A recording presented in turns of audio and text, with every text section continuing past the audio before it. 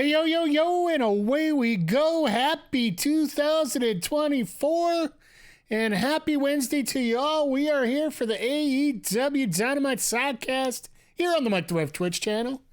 It is great to see all of you here today, whether you catch it out live, whether you catch it VOD, whether you catch it out on the YouTubes, which, yeah, I should get that link out there right now for you here. It's been a fun week to start off, Got to try and do something positive every single day. You can only make the world a better place if you don't, you can't make the world a better place if you don't start trying. So I know my goal today is try to do something positive every single day. Doesn't have to be anything big, but learn about progression. Hey, Mr. Vic, how you doing tonight? I know you're raring to go for tonight's, Heels, Pops, and Chair Shots podcast right after AEW Dynamite tonight. This is going to be an interesting night because it's going to be a little bit of a test too, because you want to talk about not having a lot of like one of the things a lot of people have complained about is not AEW not using their homegrown talent or talent that was basically here. Well, in terms of wrestlers that first wrestled in North America for AEW, TV promotions for AEW, I'd have to look at this tonight, and I don't think we have a single person. Well, the only person on this card that's been wrestling in WWE before coming over to AEW would be Swerve Strickland tonight. Like, we got Darby Allin and Takeshita in a singles match. It's going to absolutely... No interference, nobody on the outside allowed. That's a great caveat for that. For a chance at the Continental Championship, the Eddie Kingston one, the third one that he got, we got Trent, Beretta, Bryan Keith, and Vikingo. That's going to be a slapper of a match. We got the debut of Mariah May against Queen Aminata, who is making her debut on Dynamite tonight. I do believe she's worked Rampage a few times. I'm not 100% sure, but I do believe that's the case. And we got the aforementioned Daniel Garcia versus Swerve Strickland match, which will be an absolute banger. And then apparently the main event tonight is going to be Orange Cassidy and Dante Martin. Now, for me, it's an interesting show. I think it's going to be a great show all the way up and down the card. But there's nobody that, like everybody that complains, it's always fed by these ex-Fed guys or whatever. Tonight, it's more of a, let's show what we got here. And of course, Danielson's just getting ready for his big match with Okada over in Japan right now. Mox is probably taking a week off, which I know is unparalleled. And yeah, it's going to be a very interesting start to the new year here on Dynamite. New set, new graphics for how they display their cards, which if you checked out my X or Twitter, whatever you want to call it, I just put that out along with the post to introduce the show. I've gotten pictures of the new ring setup or the new entranceway and everything. Things are looking slick, and I got a feeling we're going to get a big change here tonight. And I know the one biggest discourse we got going through here, I don't know about discourse, but big argument, which everybody has an argument. There's been two this week. One is the whole Hausman Jericho Punk crap, which I think I put it out there on a few Discord channels. Looks like Nick Hausman just, stuck his toe in the water a little bit too much with some of his accusations and rumors and innuendo that he threw out there, and he got caught. He's been trying to backpedal ever since. I know now he's trying to go after Wrestle Talk for their headline on their video and is threatening to sue them, which, yeah, okay. Can't sue him for that. Yeah, as far as I'm concerned, Nick Hausman's a whole different degree of wrestling journalism is very hard to come by, and you got to be careful about the message and, more importantly, the messenger when it comes to things. And then the other one is the possibility of Mercedes Moné showing up here. And I know that I've heard messages of they don't want Moné there. Moné's going to get ruined there. Here's two things, folks. One, it's a little too coincidental that it got out that Moné got rejected by WWE in terms of the contract offer and whatnot. They couldn't come to terms. It's a little coincidental that got leaked, because realistically, if she was going to sign, nothing would have been said either way, and it would have been a shock debut. I think it's the fact that if it is true that they couldn't come to a deal, I think WWE would want to get it out there to sort of limit the amount of boost that they get on this debut. And second of all, people say that she would be wasted on Dynamite or AEW in general. My opinion, having Mercedes Moné signed to AEW would almost be the female equivalent to having Bryan Danielson come over to AEW. And my thoughts on that are just because she is that well-known talent in North America. A lot of people commented about her run in Japan not being as fruitful for the company as they thought it would be. Women's wrestling in Japan in many ways is not thought the same way that it is here in America. I think people in North America appreciate Stardom wrestling in many ways more than people in Japan, and I know that might be a bit of a controversial take, but I'm still going to make it here. And I honestly do feel that having Moné get back on television with another product will bring people over. And it will get some more eyes on the product if Tony Khan's willing to book it properly. Like, I was looking at the lineup for, and I think we can talk about this on a whole separate show, but talking about the women's roster in AEW right now, like, let's take all the injuries out of it and bring them all back. That women's roster right now, it might be in fighting range of Impact or TNA or whatever you want to call it, in terms of the best roster right now. And same with WWE. Like, all three rosters, hell, you could even throw NXT for the way they've been booked lately. And watching some of those matches. Like, there is a damn good list of good women on these cards right now. And it's all about how you book them. And that's going to get into what Tony Khan's got to do. Like, he's doing good right now. He's starting to set up some good stories. He just needs to be able to give them some more exposure and some more time. And I think we've been preaching this for over a year now, but I honestly feel that you need to ripen it enough to get it to that level. So I think now that they're chomping at the bit for getting this extra exposure, and I think if you bring in somebody like a Moné or a Purrazzo, who is recently a free agent, or somebody of that caliber, just to push it that little more, and now it's sort of like, I'll put it in hockey standards. I'm sorry, I'm a Canadian, that's where we go here. It's like the Oilers getting all these first-round draft picks and getting a good team together, but not great. But then you bring in Connor McDavid, and instantly you got to push yourself into a next level. Yes, I know some of the trades have been completely asinine for the Oilers, but it's sort of the same example. You got to push it up to the absolute stratosphere. And yes, I did not use stratosphere as a pun there. She's not going anywhere. But yeah, I honestly feel that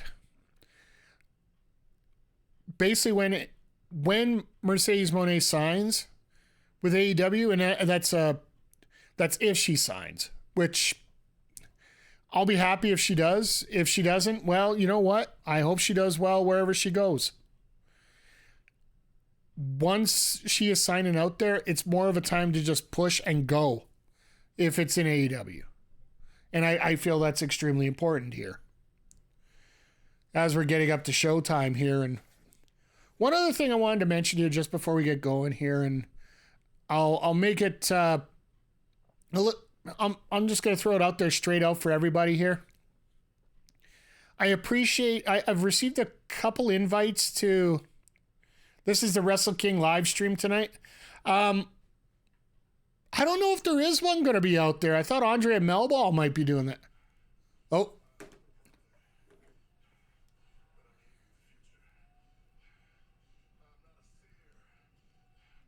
Exactly, Jaeger.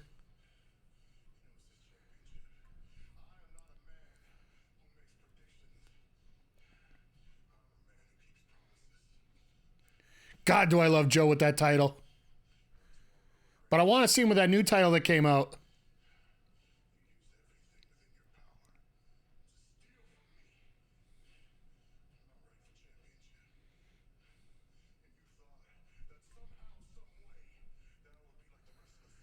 Hey, Zodiac. Good to see you, my friend. Hope everybody's doing great tonight.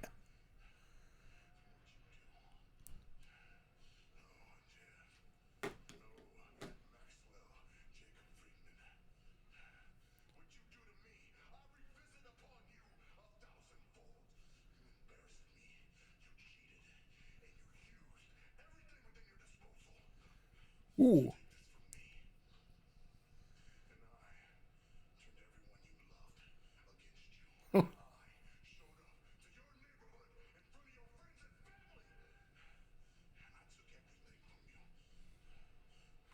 He was true about that.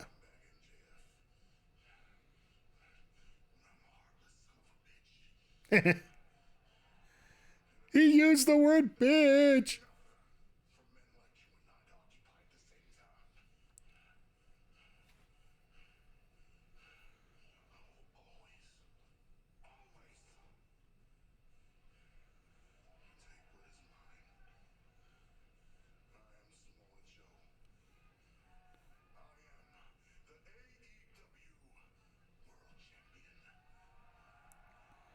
And that crowd's over like Rover with it.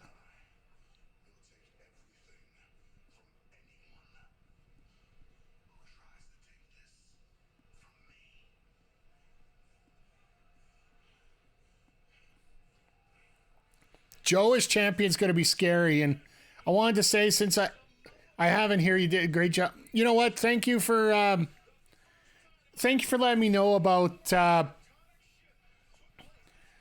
your thoughts on the Sega draft. I know that I finished in last, which, you know, somebody had to. But Andre did such a great job, and congratulations to him. And if you listen to the live expansion pass, Andre's actually going to be donating his proceeds along with a little bit extra of himself to all three of our charities that we had mentioned. So I'm like, yeah, he's such a great guy. It's amazing. Well, that Samoa Joe is going to be given a run. Yeah, I got a feeling he's going to go till Double or Nothing, be honest. And Swerve's going to take it then.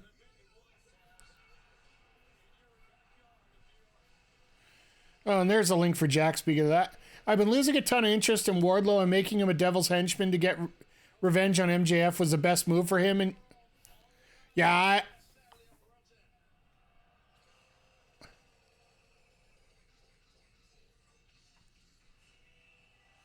wow!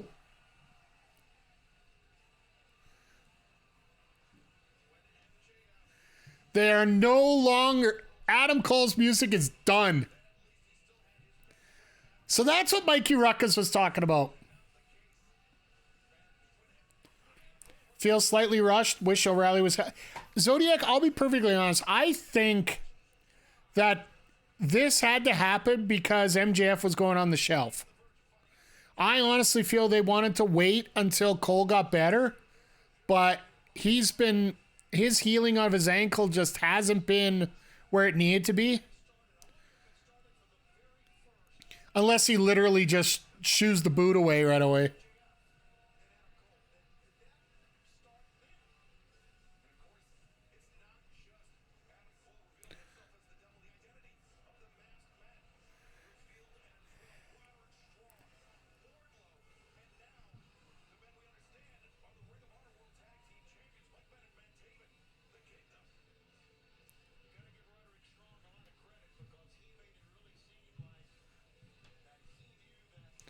Oh, Adam Cole taking the Orange Cassidy way into the ring, so that's a great tell on that.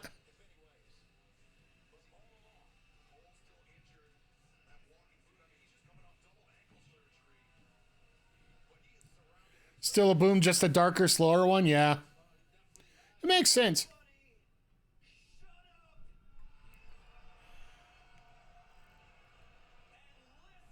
Damn, sucks he's still hurt. Yeah, like, well, that's the thing. One thing we've realized is Adam Cole is a very slow healer. I think we've come to that conclusion very easily here. No sympathy for the devil?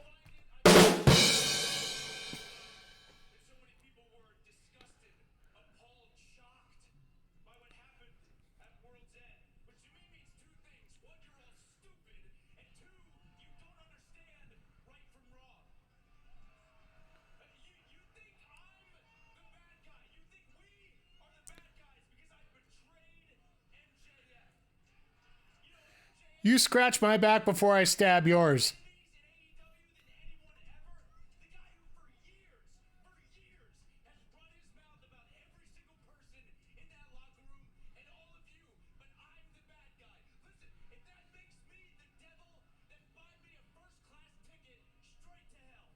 Wow!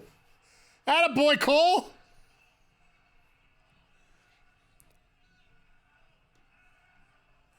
And this crowd is just eating into it. This is great.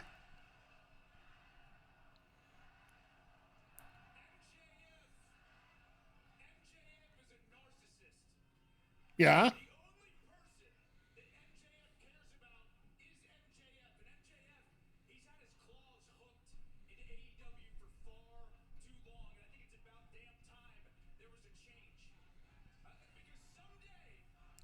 Okay.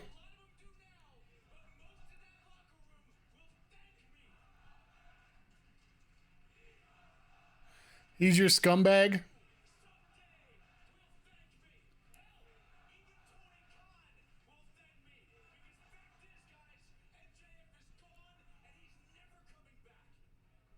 Well, they did take him off the roster page. A little bit of a little bit of good Marxism, I think is the best way to put it.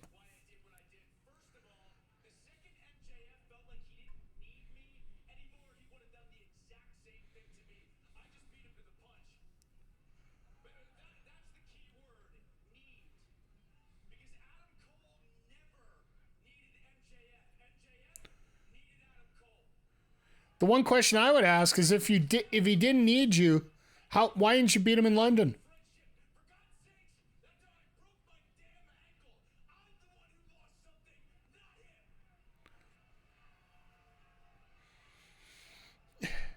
Every supervillain's got a good story behind him, so.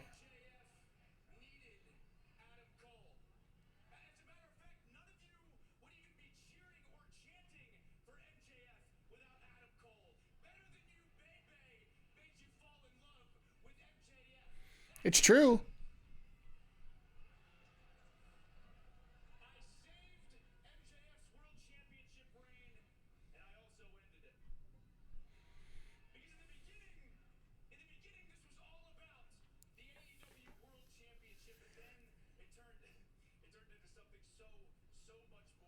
Really? Well,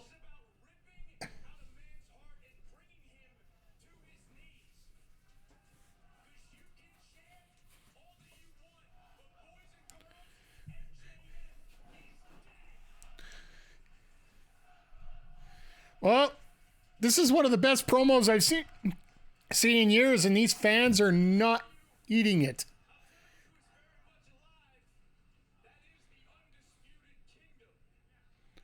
Ah! Well, it can't be the Undisputed Era, so it might as well be the Undisputed Kingdom.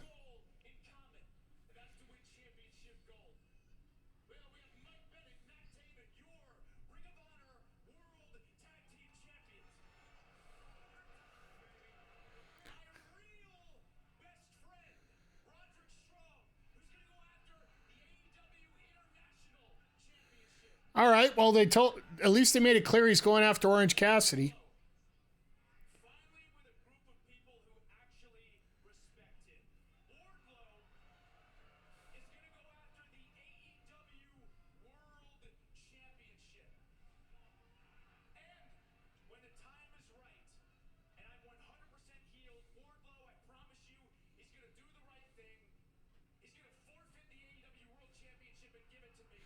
Okay, DiBiase.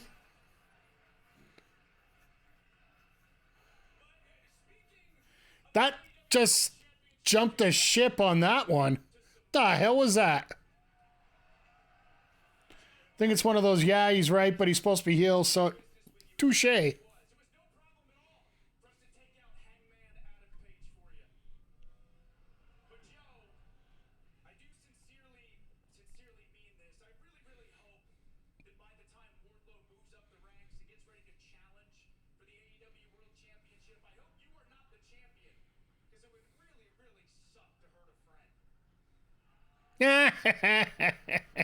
Got that double entendre there. I love it.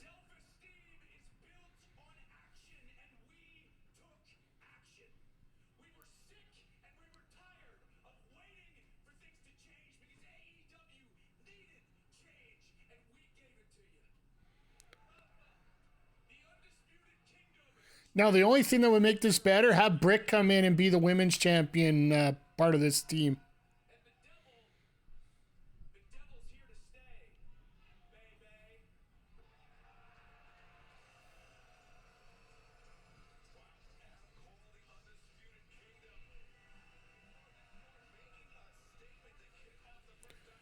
So what do you guys think of the first promo of the year? Coming out of Adam Cole. Everything worked for me. Except for that one line. The hell?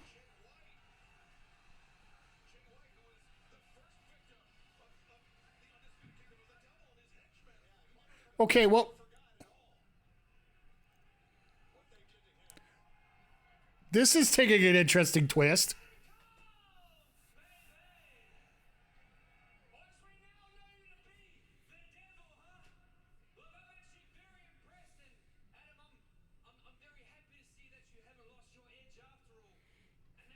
Cole's fire, so I liked it, but you're right, the fans, what are they doing?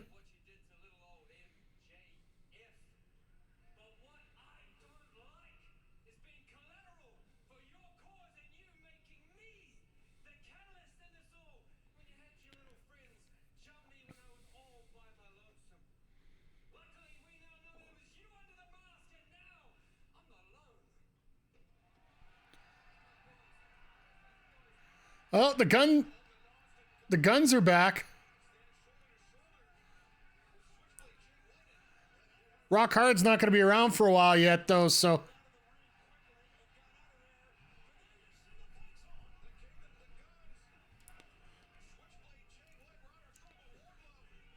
Oh, and here comes Wardlow. Who's going to go up against Wardlow then?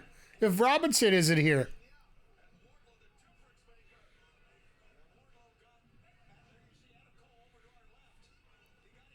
Cole just directing traffic right now. But it's 4-on-3. What do you expect? There it is. 3 more guys that they pissed off. So now we got... This is...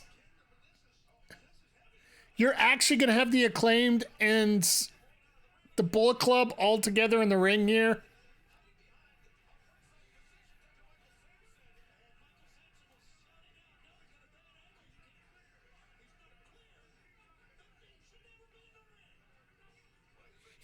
I love Shivani just going ape on this. Don't put him in the ring then.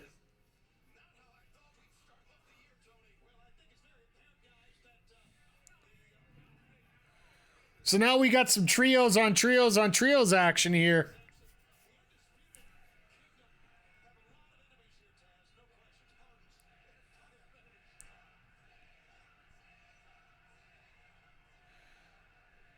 I don't know about Scissor, but they're gonna bail, yeah. We're going to get trio on trio, and then the winner's going to get the trio.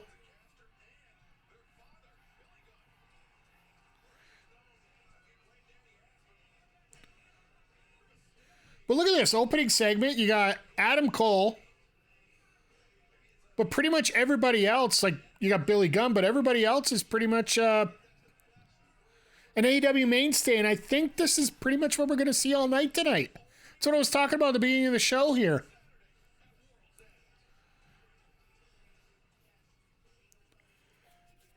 So realistically, we're not going to get our first match till 20 after.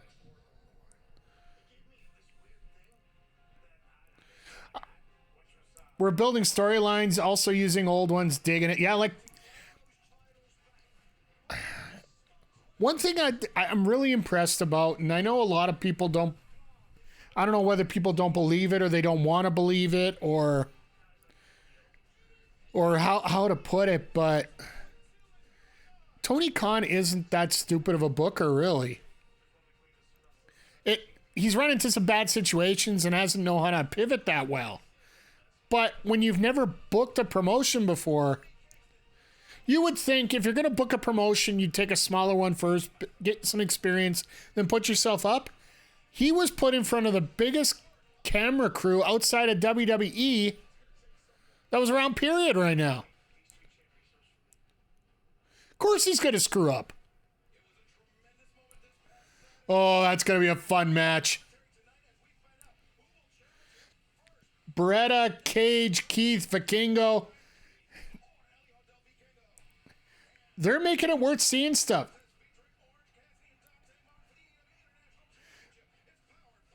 And Woo Energy is now the sponsor of the main event.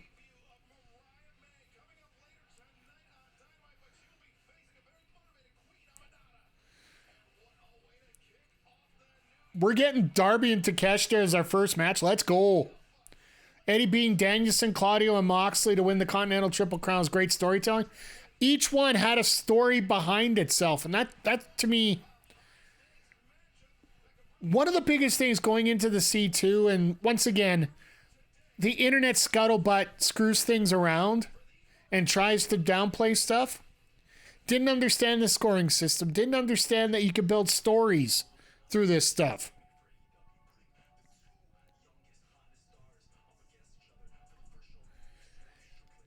The Continental Classic, I think it basically just killed all doubters.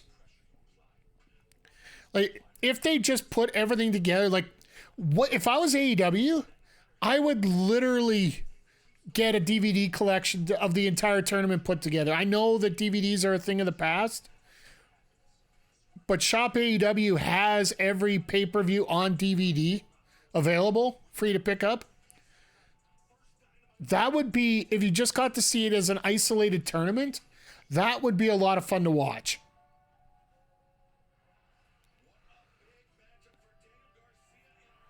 Oh, never mind.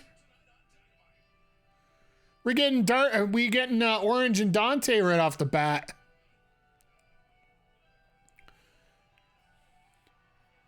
Yeah, so quickly going over that the Eddie run there. Being Danielson is beating somebody who called him a bum. Claudio was a must-win. That was the first one he did. And then being Moxley, he was 0-3 in his career against Moxley.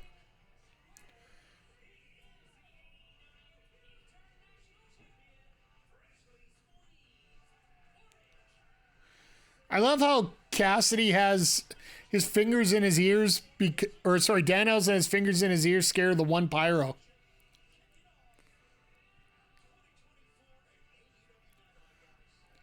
So if you guys didn't know, and I'm just throwing this out here real quick, Orange Cassidy actually draws all those stick figures that are shown on the Tron.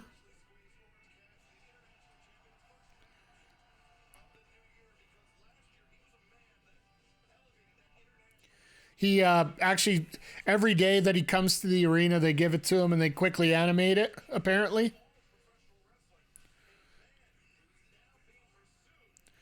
Oh, man. Somebody's got a Zibanejad jersey there. That's just, ugh.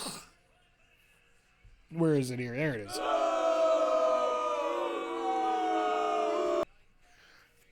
Didn't want to give him the full 12-second boo, but it's still there. Zodiac, thank you for your contribution to the How the Ref Would Book challenge. Let's see where we're at. We're at 15%, 23,000. Got another week to get through this, and then it'll reset. What I'll probably end up doing, I'll see if it'll let me roll it over to continue. If not, I will. I'll change the total for next time, and I don't know if you guys get all the points back or not. We'll set up. We'll get it done, but we're probably going to look. One thing I will say about it. Sorry, I'll just throw this out here for a technical aspect. I'm actually looking to pick up a... One more for the good guys. Heathen Exa, thank you for the follow. Welcome to the Payas Pit. Enjoy the food, enjoy the water. Don't go for the punch because I'm pretty sure somebody spiked it. I'm trying to incriminate McG, but for some reason I just can't finish it off on him here, so... But yeah, just a quick programming thing about what I'm doing. I'm actually looking to pick up one of those Elgato prompters. I'm going to be using that sort of as a sub bonus for myself if I get enough subs put together here. That's essentially where the 25 subs is. I'm willing to throw out some money to it, but I want to make sure that it's worth it. So, actually, I should change that words from sub goal here, so... But when I get that, I can actually start doing videos like this and a little bit more, like I can read your commentary straight ahead of me instead of looking over here at the screen. So just so many positive things to go out of that prompter that just came out from Elgato.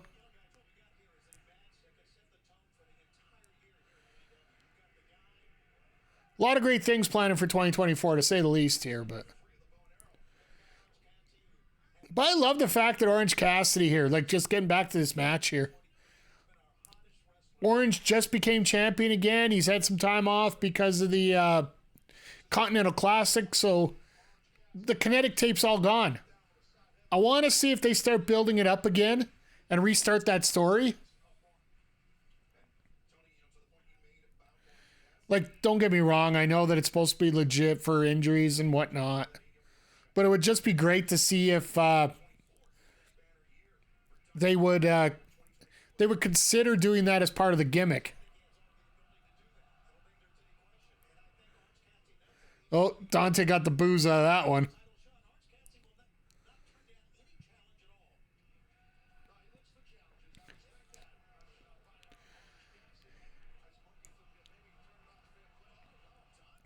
Folks, I want to know what your opinion is on Dante Martin here, because he seems to be like, I don't want to say Adam Cole-esque, but it seems like he's had sort of the same trajectory as Adam Cole.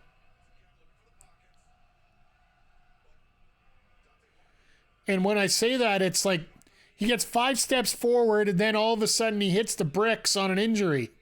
Then he's out for a while. Then his brother was out for a while. And then he's out for a while again.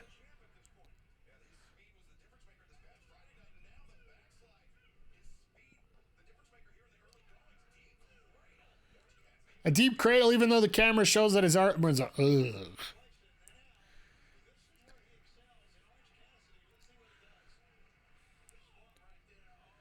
have to say this is a pretty good show so far, but or a pretty good match so far. And starting out with that promo, I think it was more a necessity to get it out of the way because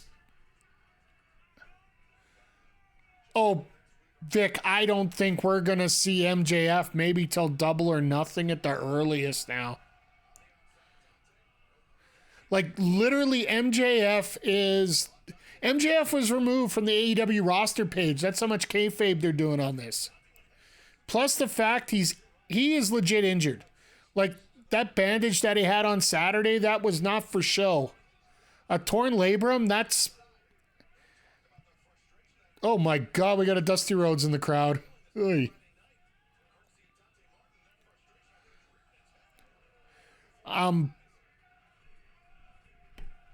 The injury that he has, I know some people have mentioned here in the chat about having an actual torn labrum and saying that even with just regular doctors, you're looking at 9 9 months before fully heal in ways.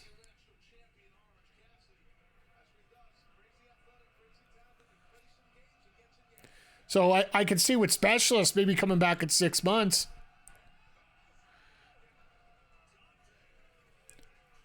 Wish I could be there next week, but my wife's car needs new brakes. Ugh.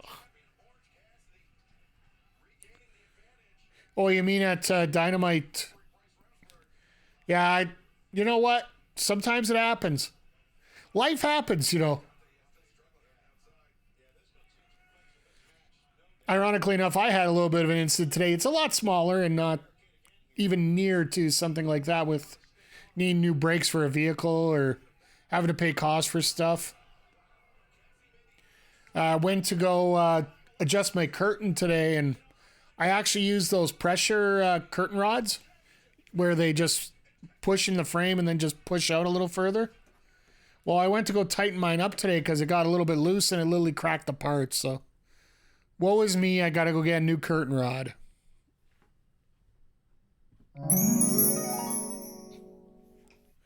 I know, that's like first world problems to the extreme. So,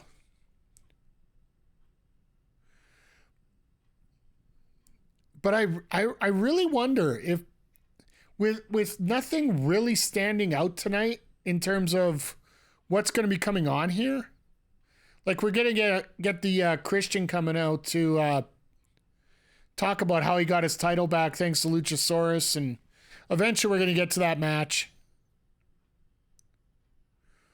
But is there a way that everything going on here tonight, we might end up having, if we get the Mariah May main event, that would be very telling, I think, because everybody be looking for what's going to happen after the match.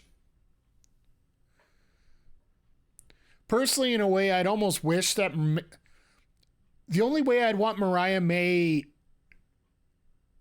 to get overshone by Mercedes here is if the job of Mercedes was to come in and join May because of her Japanese background.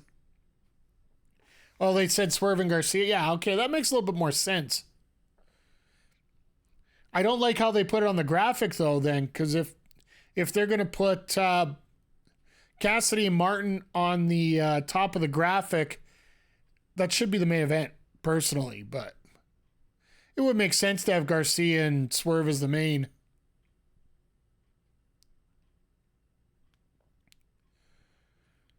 But yeah, I know I'm talking about a lot about this Monet thing going on, but I think it's probably one of the most important things that's come up this week. Like, I know I mentioned it during the pre-show here, and this whole Hausman report, and now that he's backtracking faster than he's backpedaling faster than a guy who just threw a quarterback who just threw a bad pass to a linebacker in overtime in the NFL. He's backpedaling as fast as possible, either to get out of the way from the tackle or try to get the guy before he goes into the end zone to end the game. Either that, or you can say he's backpedaling faster than a politician. But either way,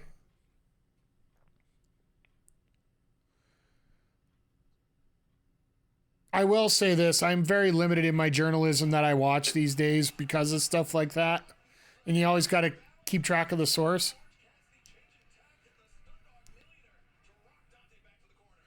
Where's Monet supposed to be going now? Well, the story that came out, and when it comes to Sap, I do respect what he comes up with on Fightful. He's one of the few Patreons for wrestling news I'll actually subscribe to. Monet was looking for $5 million a year and was rejected by WWE. She's expected. Most people are speculating, and here the scuttlebutt is the fact she's planning on showing up here in AEW, which makes sense because that's the only one that would even pay even close to that amount. And I could sort of understand why WWE wouldn't want to pay her $5 million a year, mainly because they've already got Charlotte to a huge contract. if they put Monet on that,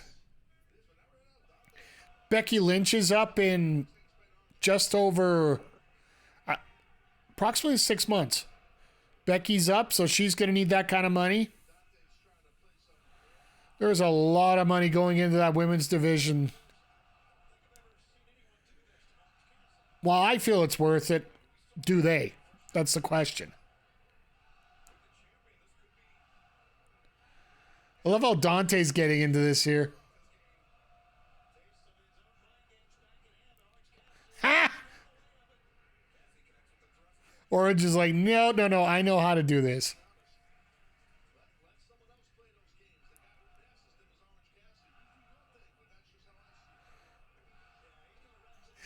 And Orange is like, no, we're going to get serious now.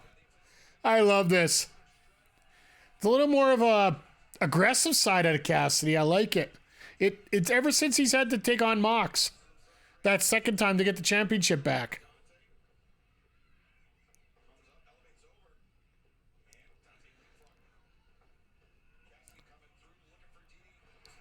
Jeez, what a sell. Dante got spiked there. She wants $5 million. Does she really want to wrestle? Only two places can afford that. Good thing for AEW is that price is high that would force them to feature women's wrestling more. Exactly. That's one of the reasons why I would love to see that happen.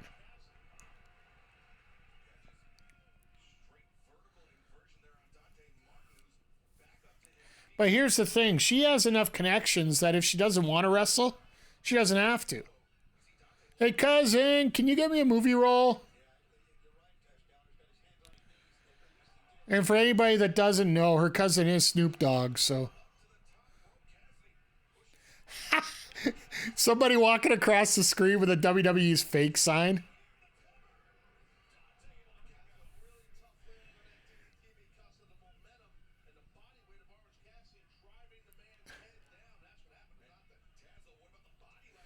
But you notice right now, they're not focusing on the wide cam, right? Ever since that sign flashed across the screen, that they haven't gone to that full camera. Yeah, and then they're lowballing the camera now.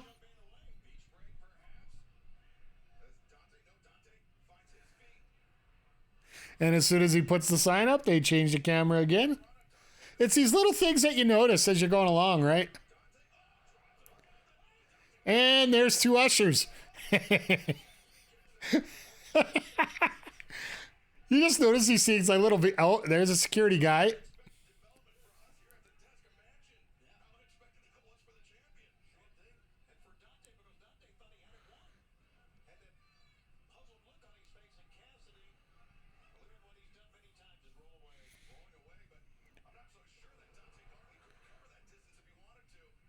Yeah, that Excalibur's got a good point there. Dante's got some distance here.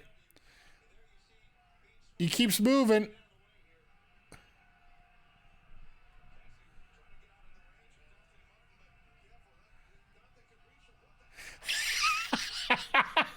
That's awesome. That is awesome right there. Dante just said to hell with it. I'll move 2 steps and I'll hit you anyway. Oh, wow. A tilt-a-whirl crucifix. That was nice. Had the tights too there. This is a great match. And the orange punch out of nowhere. Just saw the guards, yeah. You see 2 ushers walking by, then a security guard.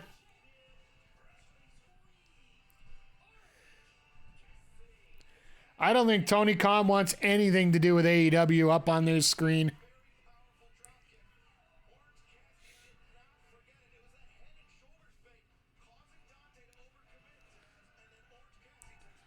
Oh, and here comes Danhausen and the Hook to celebrate until we see some other fight come up.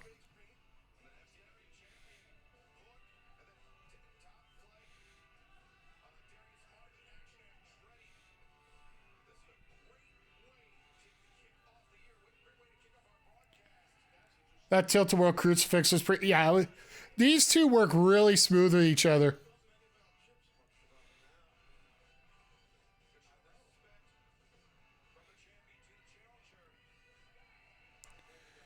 Dante, if he can keep this up with his body, I think he's going to be one of the gooders for a very long time here.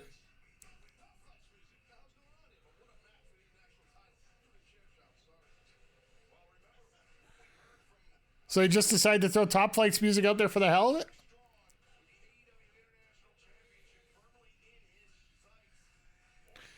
Remsburg, what the hell are you doing? Tell him to shake hands. Wait a second.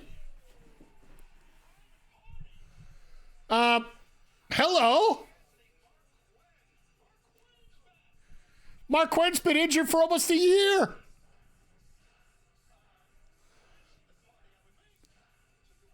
And they just said, to hell with it, we're coming back at our old gimmick. Let's go.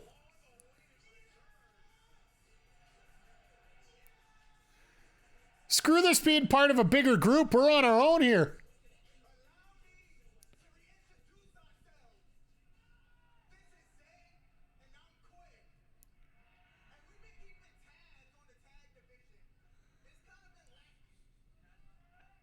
Yeah.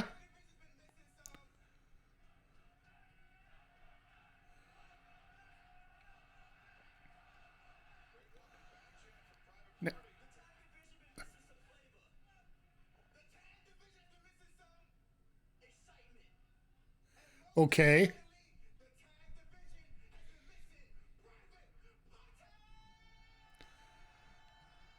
It's amazing what you can do when you can just throw the guys that you have back to where they're best.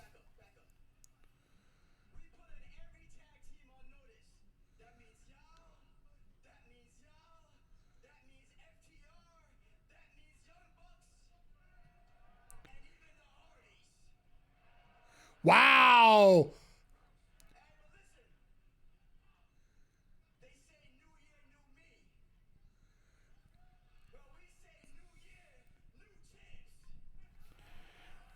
Maybe you should mention the champs in your promos, guys.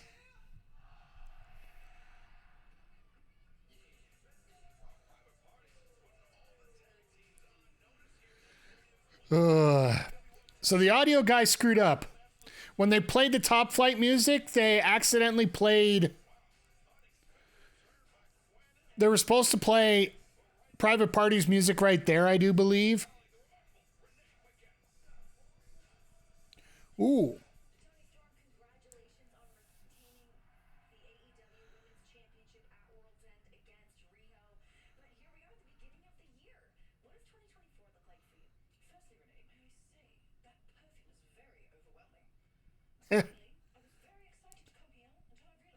Audio guys, yeah, like... Hey, Bucklocks, good to see you, my friend. We're, a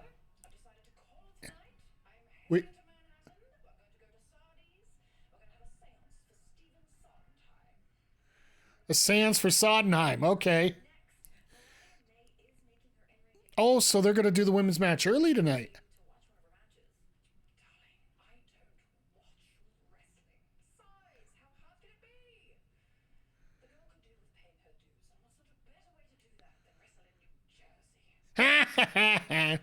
Nobody likes New Jersey. Come on now.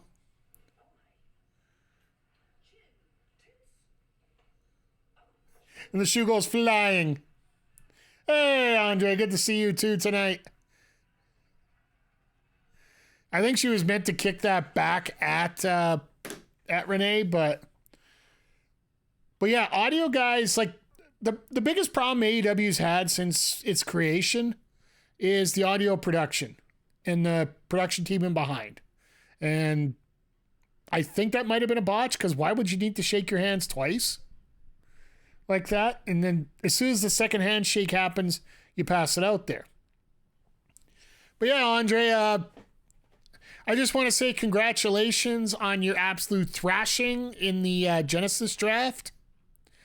If somebody's going to win that championship, I want to give it to the guy that is at least in the Backbreaker family. So if it ain't going to be me, it's going to be him.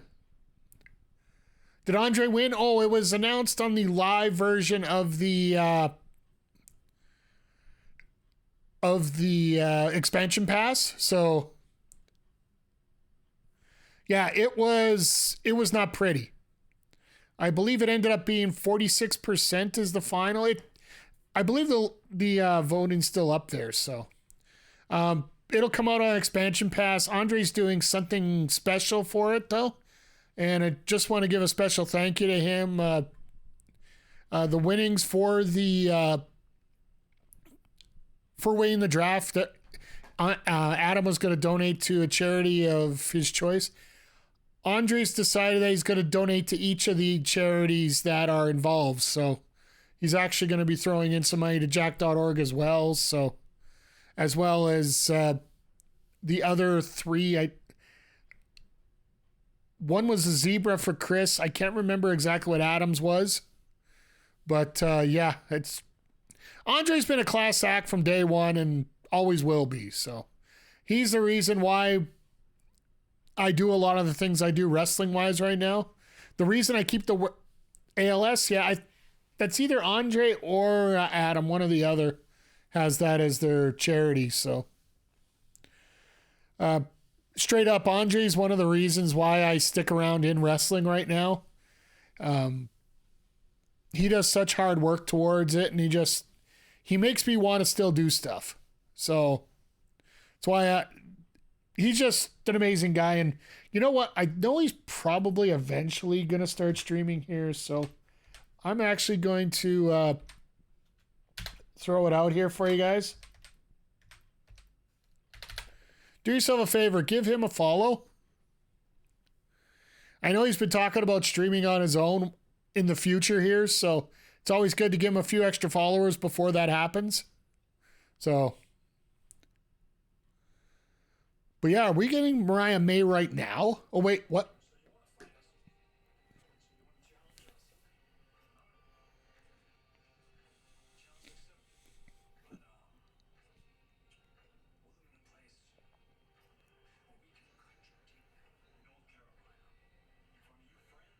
Ooh.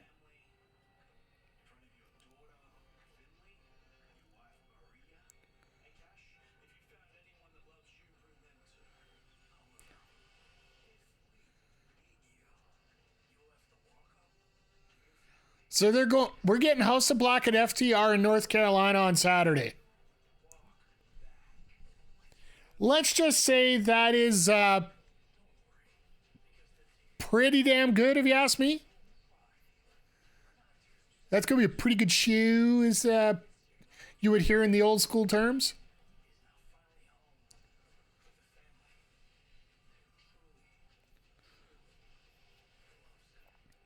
Oh, once again, I'm going to keep that link available to the end of January here. So if anybody else wants to donate to jack.org, the link is available there.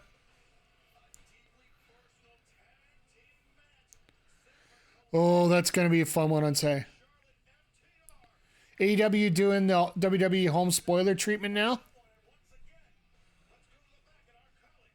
I don't think so. No, they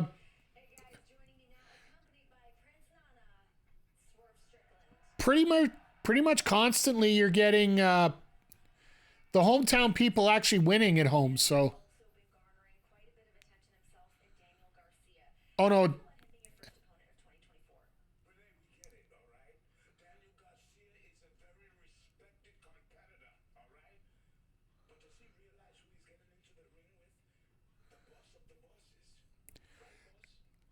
MJF is probably one of the first ones that has actually lost at home in AEW. Ethan Page would be the only other one that he lost in Hamilton to MJF for the title. But outside of title matches, usually they have the hometown team win.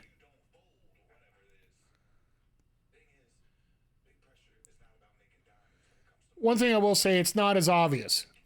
That's the key thing I can say here. It's not as obvious that the hometown people are going to lose in their hometown.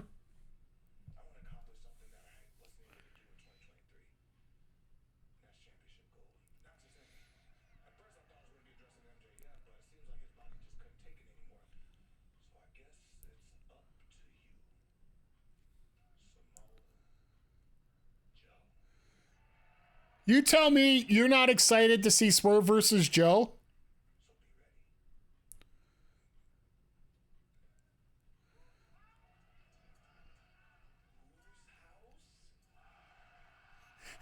That crowd is all over him. Oh, and here comes Mariah May in her debut.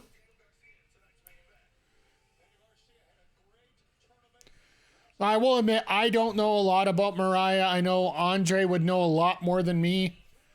If you want to check out our wrestling YouTube page, once again, I'm still going to keep plugging that. It is, they do have a Stardom Wrestling Talk. There is there's a rundown of all the Stardom shows, and Mariah May is a part of a ton of those before coming over.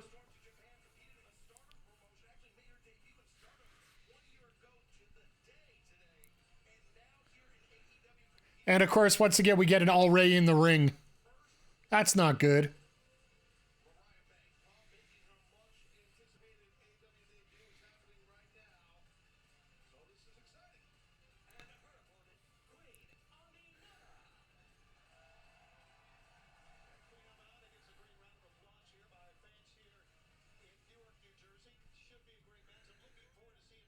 All right, Aminata, I do believe, has been doing a lot of work on Rampage, so Joe versus Swerve is going to be the clash of the anti-heels.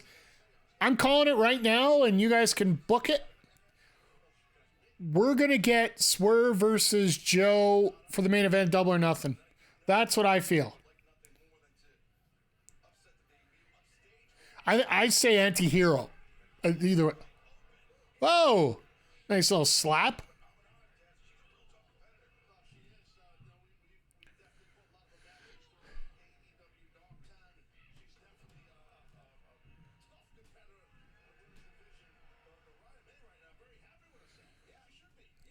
I will say Mariah here has a...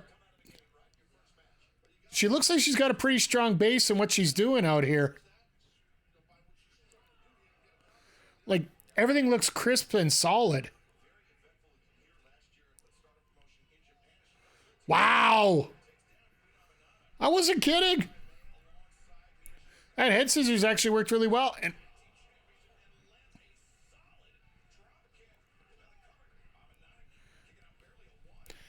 all right, if you guys wanted an advertisement for Stardom Wrestling, right here.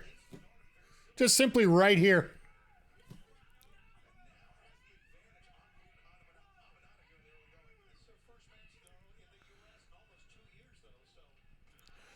That drop kick, my gosh. That's pretty awesome, that drop kick right there.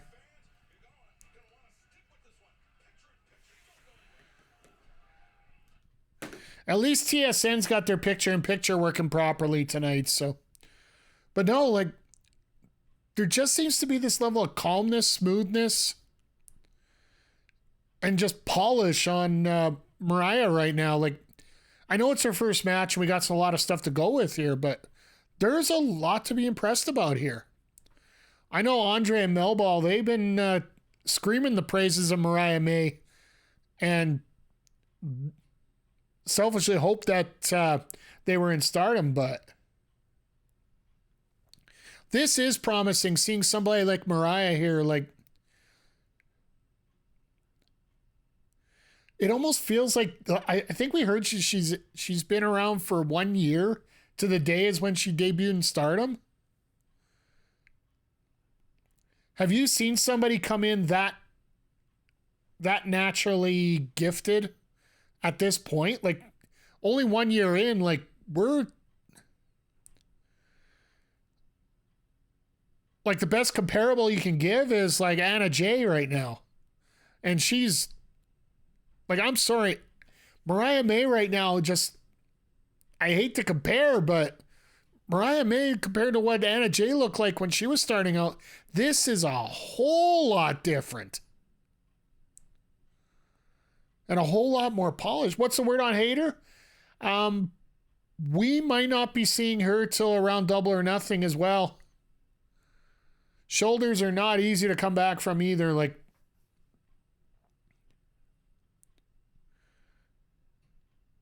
Might almost be a full year. Hell, at earliest, I think we might see Revolution.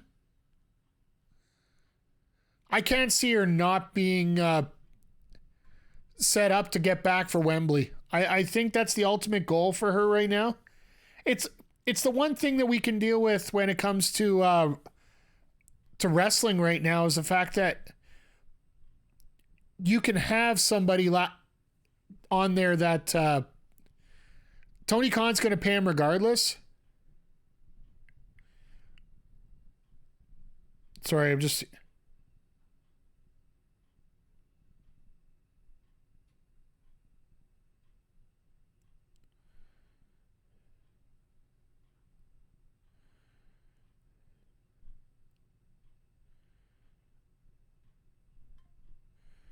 Sorry, I'm looking at something here that just came up on a tweet from P.S. Hayes somehow here.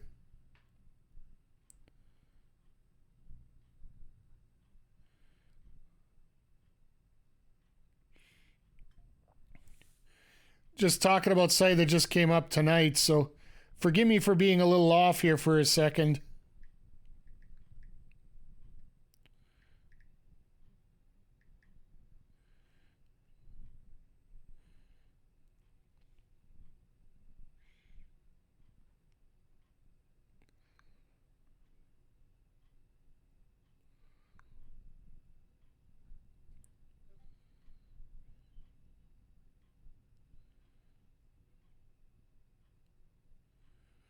Okay, no, it has nothing to do with AEW.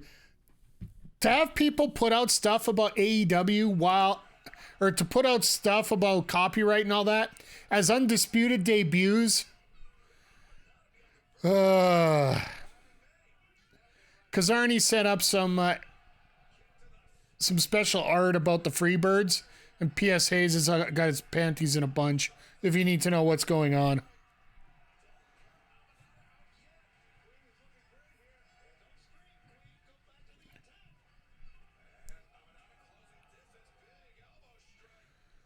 Mariah can sell well, too. That's the other thing I'm enjoying right now.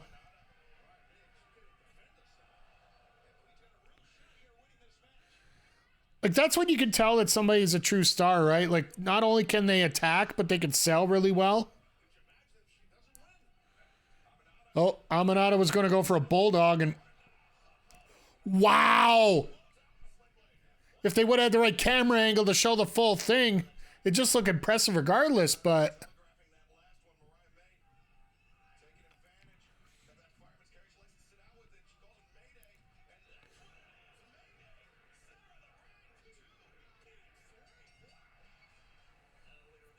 So, the Mayday is essentially the TKO.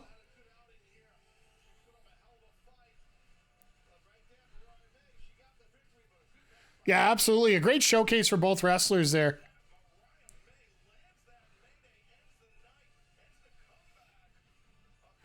Sorry, that looked like Bianca Belair's finisher, so that's why I was a little bit thrown aback there on that. But no, like, regardless, hell of a debut for Mariah.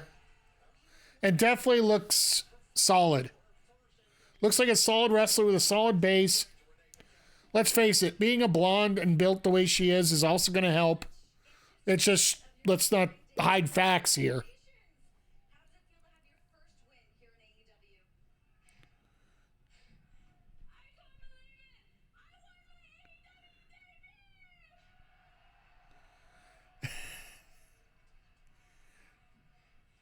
It also brings pressure. Absolutely it does. But pressure also brings diamonds.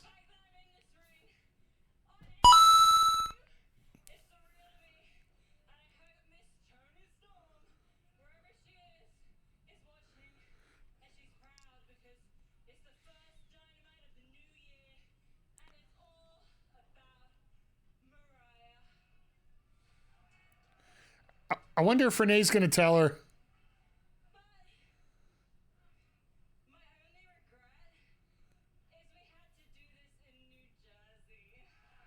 Oh, here we go. Here we go. Cheap heat. Cheap heat, but successful heat. Whoa! Here we go! You want to talk about New Jersey? Here comes New Jersey. Yes! You want to talk about a win? Here's a win for you right now. Deonna Purrazzo, one of the best knockouts in Impact Division history. Free agent January 1st, on board with AEW. Let's go.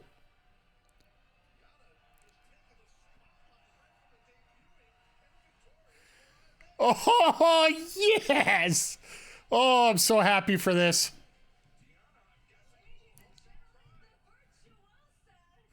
What a pickup. Like, seriously.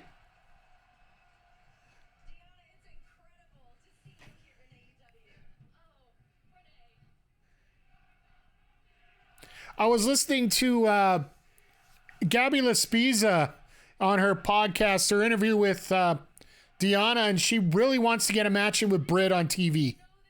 One of her best friends. Hoboken, New Jersey.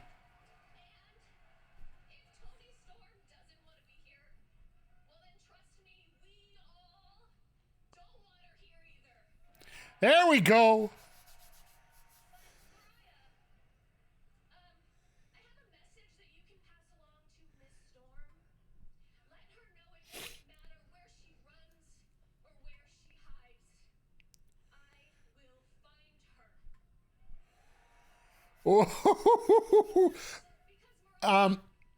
Yes, please. Ha ha!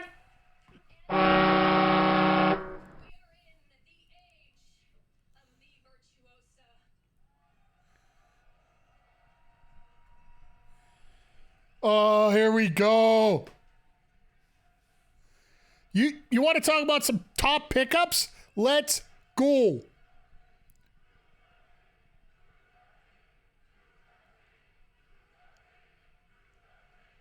New Jersey chants everywhere.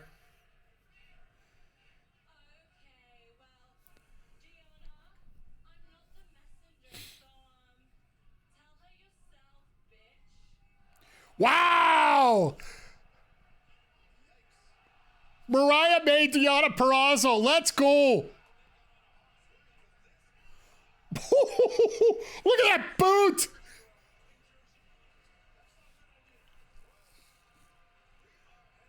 Mariah just got a shot with an UGG. Well, it looks like an UGG. Let's go. Watch it, effing watch it. Right in the middle there. Man, that is a... Sorry, I got to throw that horn out again. Like, you want to talk about pickups? Like, I know we were talking about Monet all night, but Purrazzo, let's go. Especially if you want to debut her at home. Like, it didn't take long, let's put it that way, for Tony Khan to make a statement. And he said he was looking for a ton of talent this year. He was looking to expand. This is the year of free agency in wrestling. Tons of contracts are up. WWE signed a bunch of 5-year contracts at the creation of AEW. Guess what? 2019 plus 5 is 2024. So there are a ton of contracts that are up. I know that there are a bunch in AEW that are up. The way things are going to be switching and turning and passing and back and forth, this very well could give you the feel of the Attitude Era, as long as nobody screws it up. And it's like we said before, it's what we said off the top of the show. This is what we said about the women's division. The AEW women's division as a whole is up there with the Impact Knockouts roster, with the WWE Superstar roster, with the NXT Wrestler roster, with the Stardom roster. They're compatible. They're competing with all of them in the world here. It's just how they get booked. Tony Khan, you got the keys. You better drive this Maserati the way it's meant to be, not like that 75 Lada you've been doing for the first 5 or 6 years. Just saying.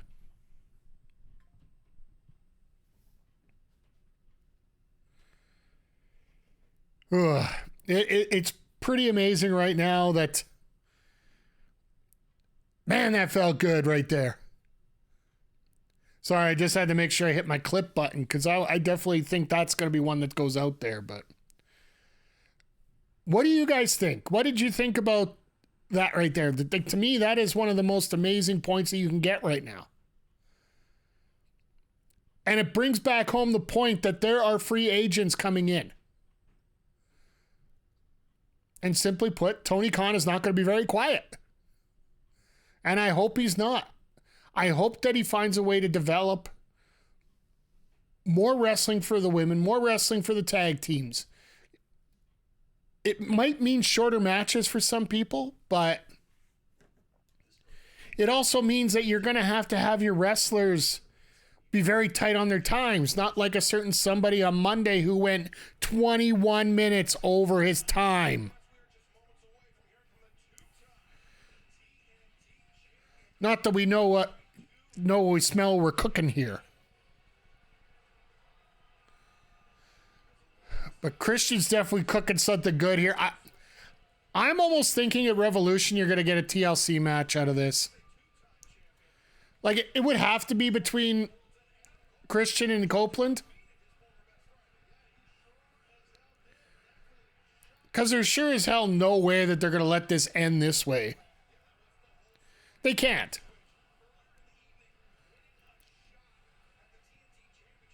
How did they not know The Rock would go over? He's The Rock. He does what he wants. Yeah, like, in many ways, that's the way Jericho was here in AEW all the time. Like,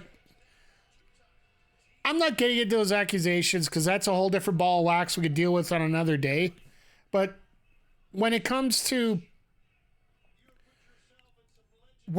time, you got to be aware of it. And every time Chris Jericho went out there, it just seemed like time was just whatever.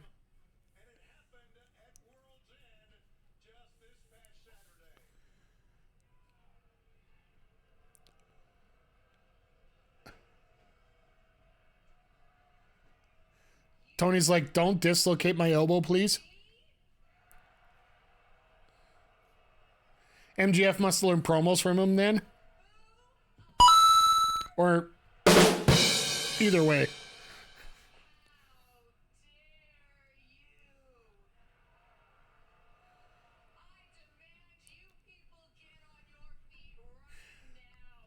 Is it just me, or does she look like that? You know the woman in the fancy hat in Resident Evil 8, like the main baddie? Does she look like the same but with a tan? Like her face is tiny bit tan more?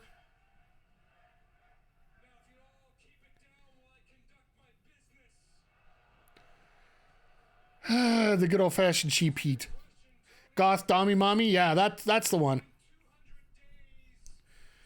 Her face almost looks the same. I'd love to see a side-by-side of those two.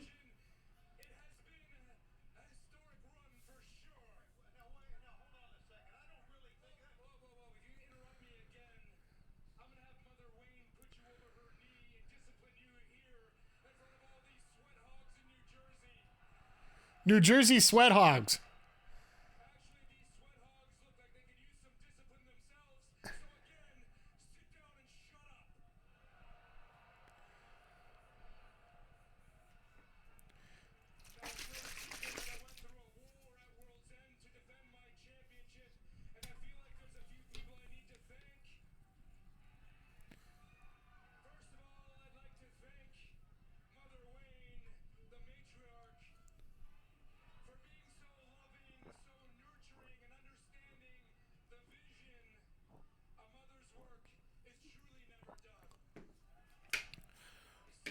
Oh, God.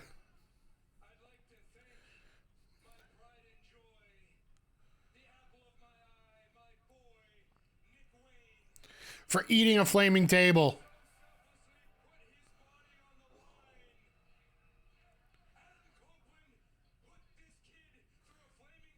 Tony looks like he wants to be bent over the knee. You never know.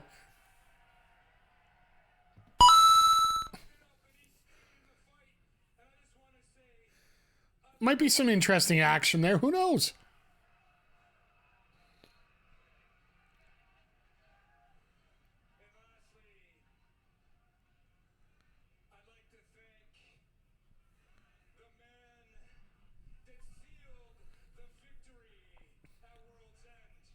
Me.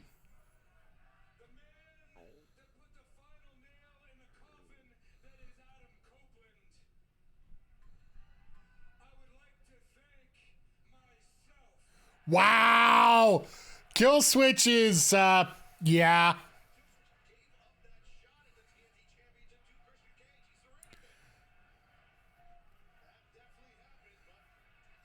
Even Tony's like, you gonna take this? You gonna take this? Like, he's like,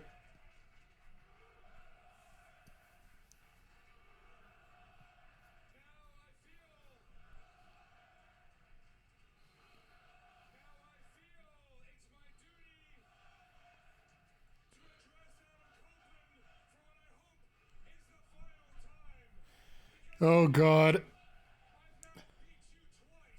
This crowd is absolutely nuts right now.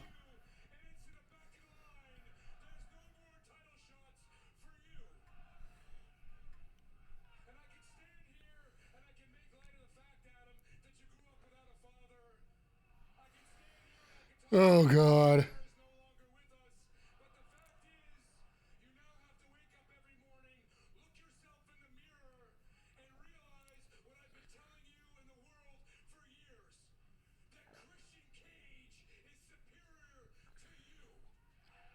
Is Christian the best heel wrestling right now? I think so. Being a serial killer type that he is.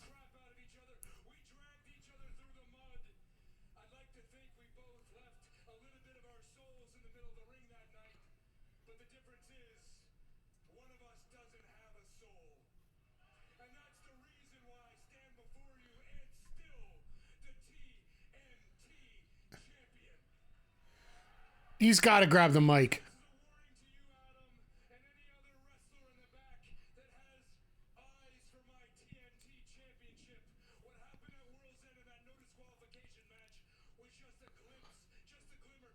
So everybody's going to pin him?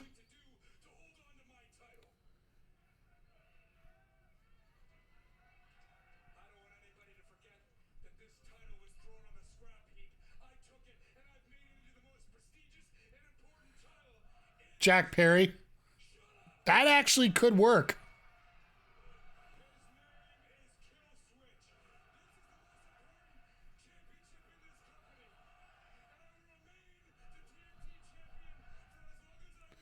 He's got to turn around and say to hell with this.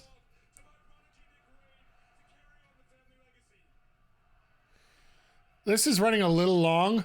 I hope it has a point. I really do hope this has a point.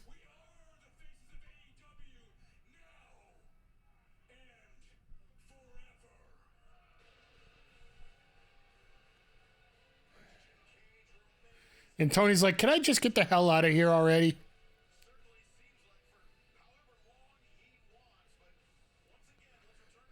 I love Tony. He's like, are you going to take this BS?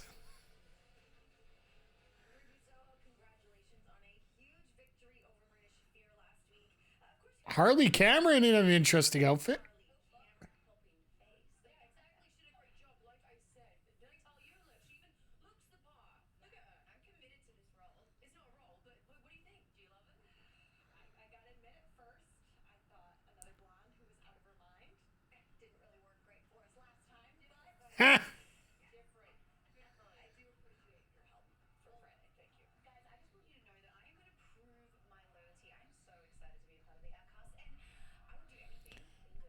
Really?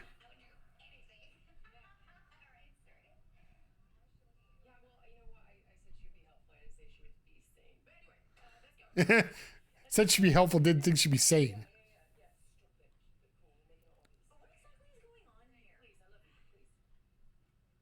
Stop, you're making it obvious. Even Renee's like, what the hell is that? Oh, goody. The next NDA victim, which, as much as we talk about Chris Jericho not being guilty or being guilty or not being a company in this situation, Callis, it's been documented. His treatment of Scarlett and Impact is a lot of the reason why he's not there anymore.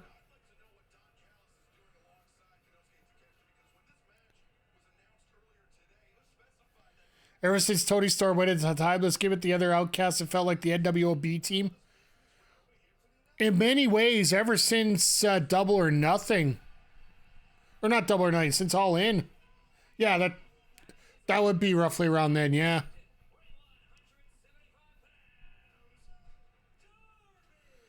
You gotta love the blue light special out of Darby here.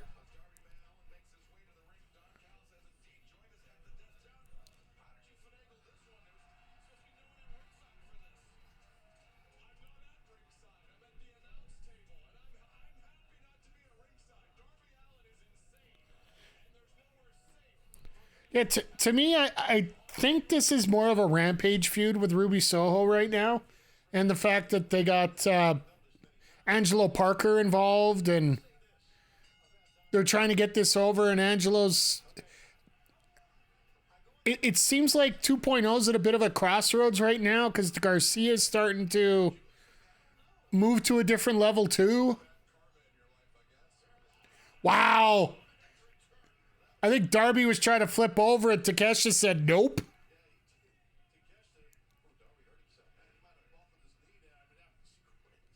Fell on his hip.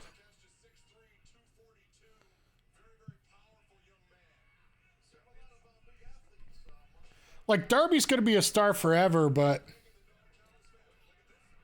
just because of the gimmick that he plays, young kids are going to be excited to see him because he's fearless.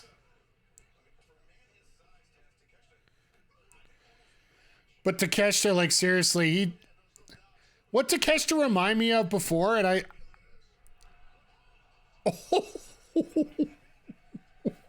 Oh, wow.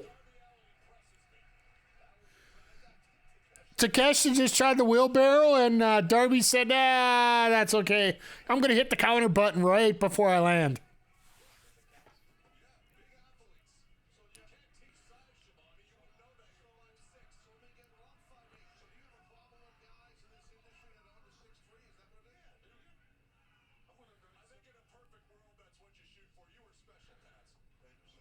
Ha!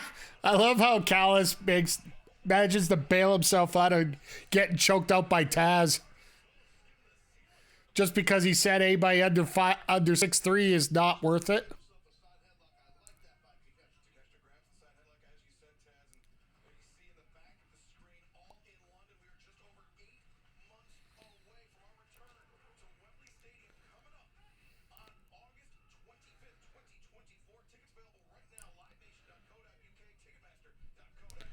I appreciate the plug segment here. I got a feeling that's... What do you guys think is going to be the final number for tickets for Wembley this year? I think they're probably going to hit maybe 55, 60. I don't think they'll sell as much as they did before. Just because that... Whoa! All right, let me get back to the point because Takeshita just showed up saying that really brought to me to mind here. Takeshita, to me, ever since he came into AEW, what he reminds me of is if you watch those old-fashioned karate movies, there was always that one guy in the movie. He would wear a jacket. He would be very unassuming. He'd just be sitting on the side, very stone-faced. And then all of a sudden... he would do something really, really cool.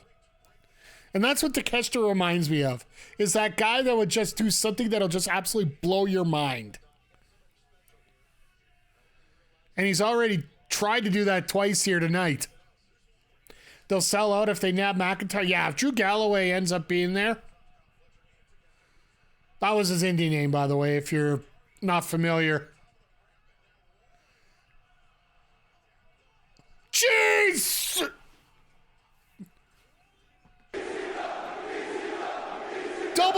chaos theory right there.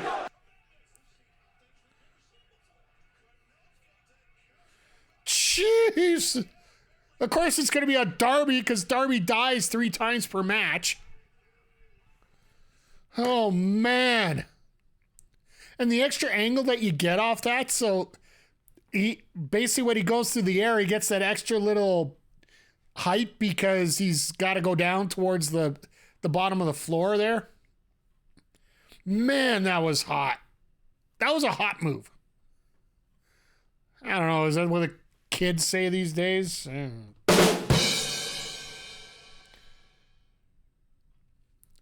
I love what I just got on it. Just checking out the old X machine here, and they're like, yeah, what the hell did he just do? Just somebody throw that up there, and I'm like, yeah, it just, you're starting to see stuff, and once again, everybody, just a reminder that, you know, how many main roster guys have we seen here so far? 1? And that was 2 promos. Christian Cage, Samoa Joe. Adam Cole was never on main roster. This very well could be a statement night. X Machine, yeah, Exeter. I'm not calling it Zodiac. I'm still holding up to that. I'm not going to get caught.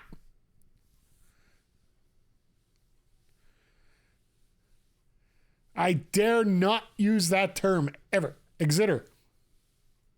I know what you want me to say.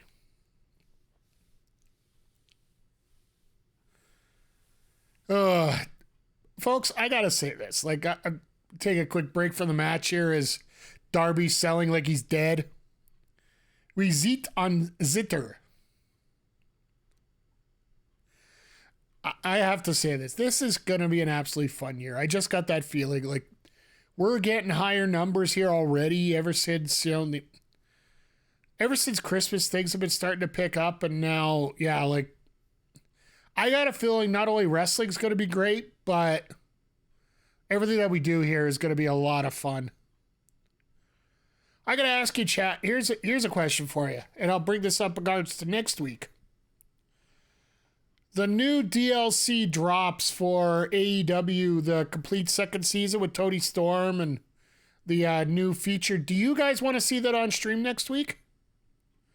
It'll probably be next Thursday if we're going to do it, because that's when it drops, right? One more for the good guys. Unavoidable for FEQ. Thank you for stopping in. Welcome to the Players Club. Hope you enjoy the nice snacks and the water. Be careful of the punch, because I think McGee spiked it. And if anybody could actually check out and see if they got the DNA evidence as Darby hits another avalanche stunner.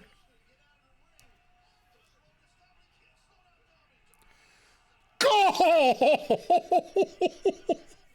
Takeshita catches him. Takes 3 steps back, hits the guardrail, all while Darby's upside down. He could literally have caught him and powerbombed him on the ring apron there.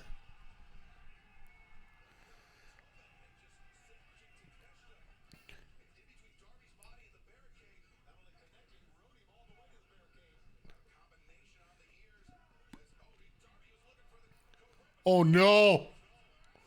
Boo!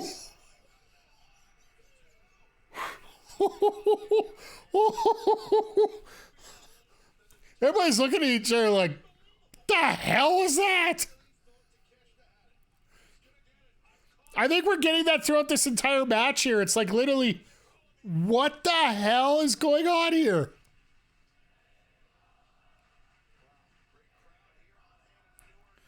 Man, this New Jersey crowd has came to play. Just like you guys have tonight. I really appreciate you guys chatting. And if you got any questions during the show, please feel free to throw them up there.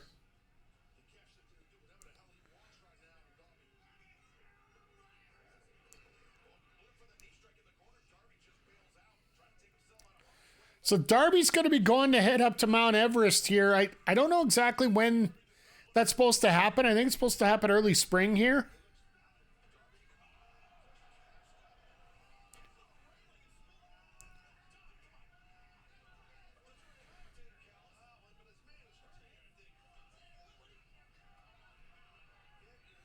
Callis. How are you like? Oh, Dynamite is absolutely amazing here tonight, Crowder. We've had debuts. We haven't had a single.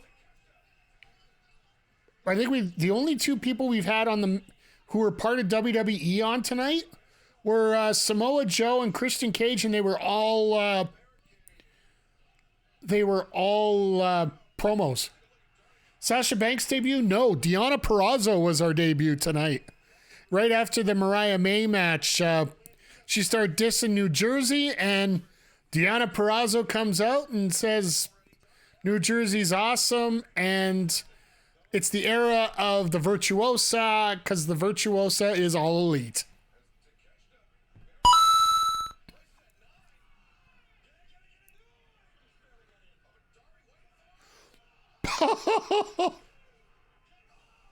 Wow. Takeshita kicks out a 2 and 9 1/1000s.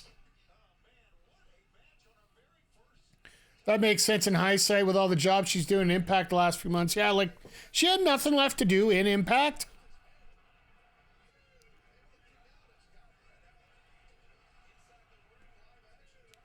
And also the fact that she didn't sign, right? So she came back.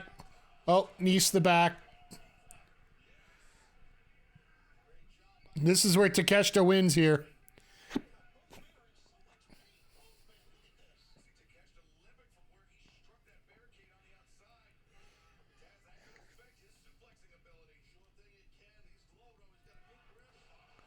That worked. My goodness. Takeshita with that German fall you flat on your face. The release German like that.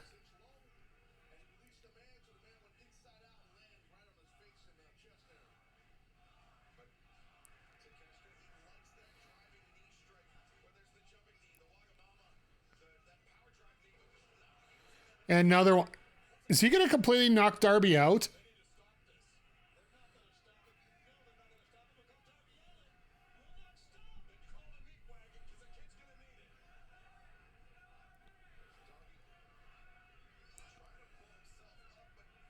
Just dragging yourself. Darby's doing everything he can, but I got a feeling this is going to be... No way. There's no reason for Darby to win this, but...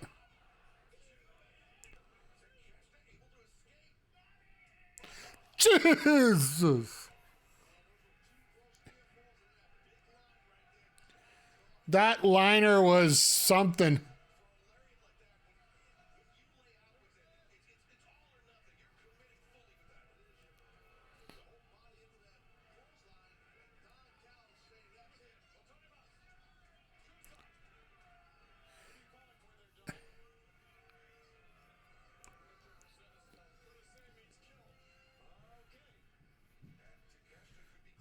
Oh, he wants to kill Darby. All right.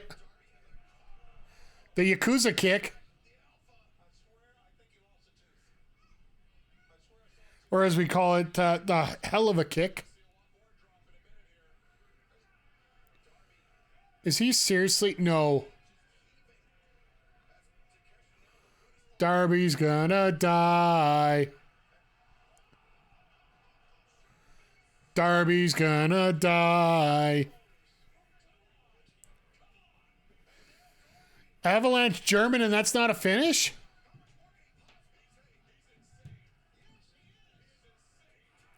Oh, and there's the knee. We're done.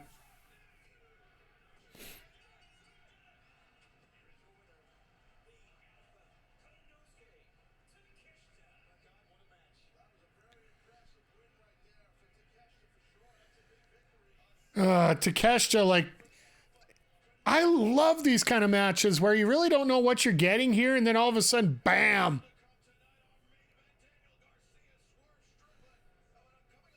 Now we get this four-way, and has anybody heard if Bryan Keith's actually been signed to the AEW roster? Because it almost feels like he has at this point.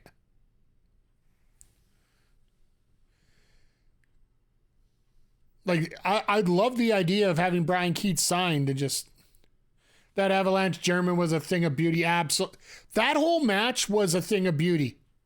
Like, I know Darby was selling a knee injury off the bat and he was trying to work through it.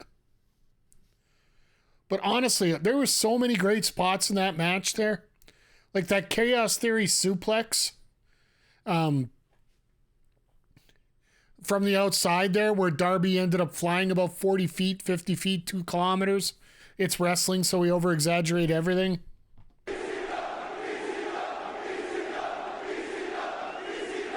Exactly.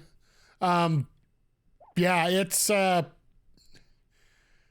Takeshita's going to be doing some great things this year. And once again, another showcase of local, I always hate to say it, local talent.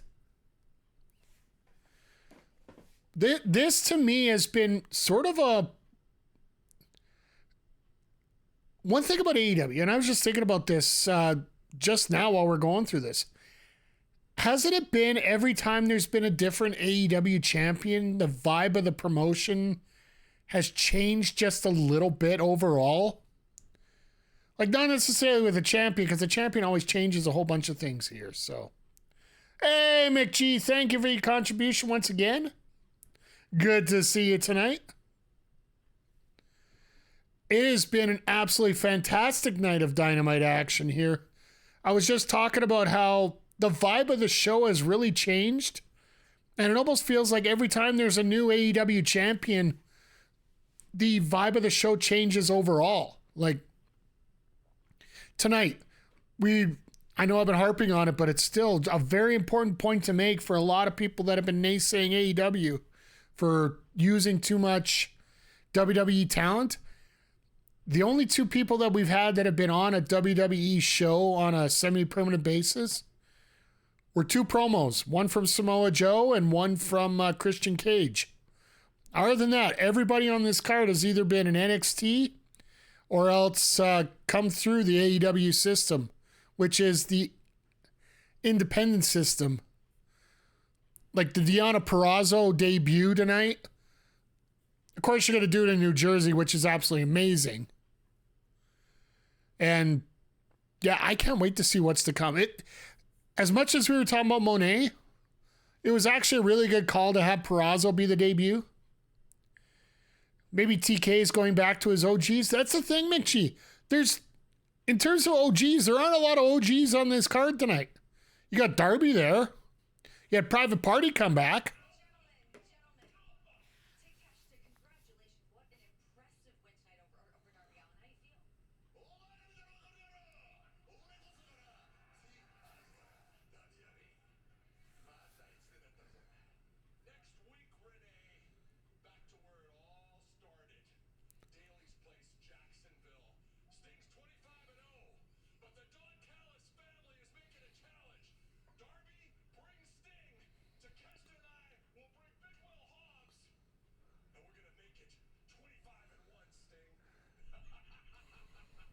Okay. Hobbs and Takeshita versus Darby and Sting.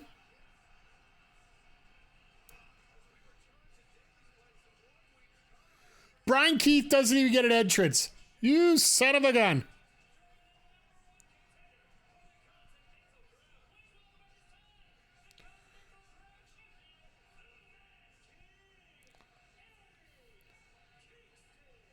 So he's carrying all 3 titles, but they only announced the Continental Champion.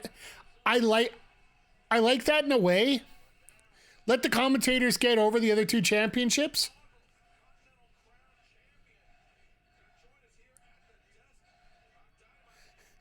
I love how Eddie's like, I don't know how this works.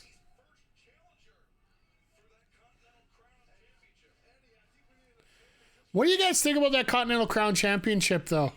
I think it looks pretty damn good. I know they're supposed to have a rebrand for the AEW title as well, with a little bit more of a background so it can make the AEW pop a little more. The belt designer accidentally tweeted out the new design. So Danhausen's gone from behind to in the crowd now.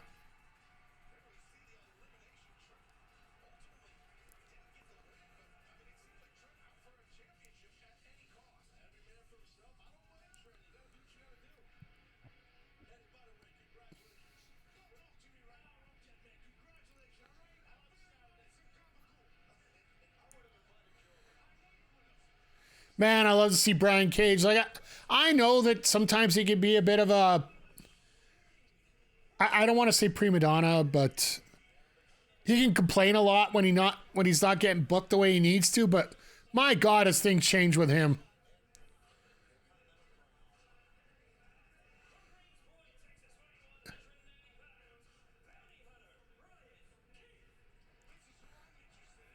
Bryan Keith doesn't get an intro yet.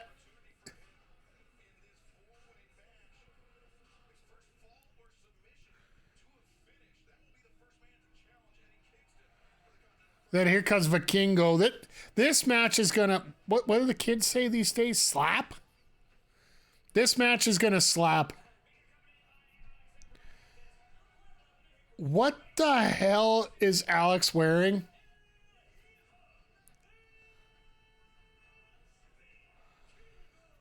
That suit looks like something straight out of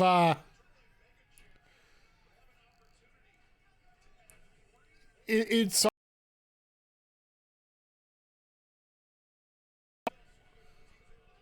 before he actually got a spider suit.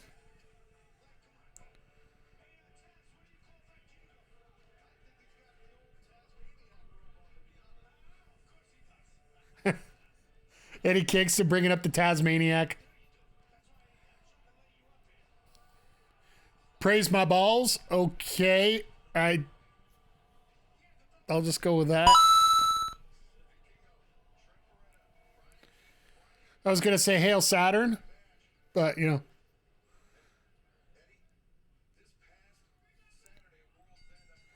All right. So they are going to be treating the Continental Championship as an actual championship. Which I get it. I know one of the biggest things is they complain that there's too many titles in AEW, but I don't mind it overall. Saturn is a ball with rings. Hey.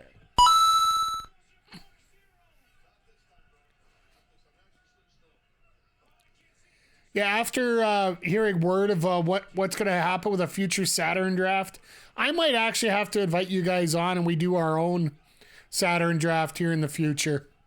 I want to get through this first draft that I got planned already for the next couple months here. I got to find a quiet time so that we can get it in. But yeah, definitely I'll reach out and see who would be interested. I think I got 2 guys already. But yeah, I want to get through my first draft that we're going to be going through, and that's wrestling theme music. I just got to hammer down a day and get the graphics done up here. My God.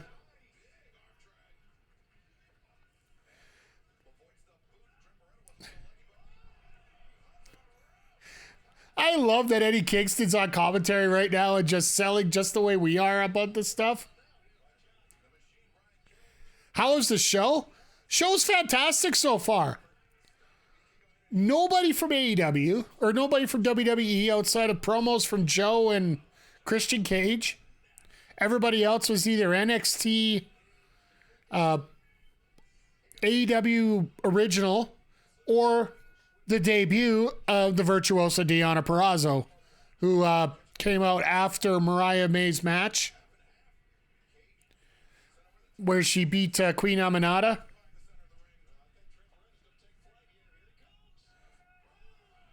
But yeah, it's turned out to be an absolutely excellent show. Hope you're doing well, Ed. Good to see you here.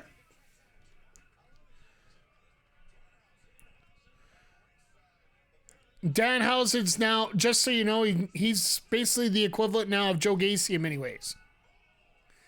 It's been a good day. Yeah, I can imagine. It just feels like a very good year overall for all of us.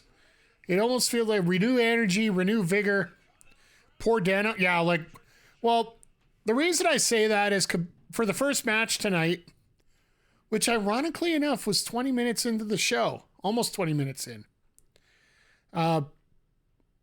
He was basically coming out for Orange Cassidy's match. Came out, got the handshakes, went to the back. Now he's hanging out ringside. I'm surprised he ain't under the ring for Sutton Nelson coming up. But we'll see how that works.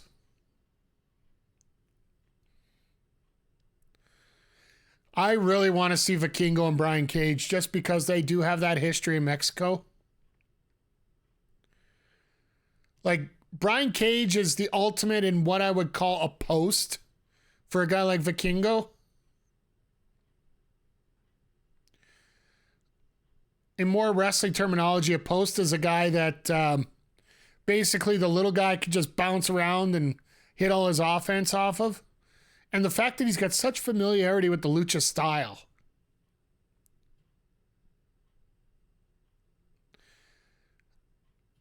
And to top it off, the fact that Bryan Cage is wearing Streets of Rage gear. By the way, I'm just going to throw this out in the atmosphere in the world for anybody that wants to, and feel free to clip this if you want.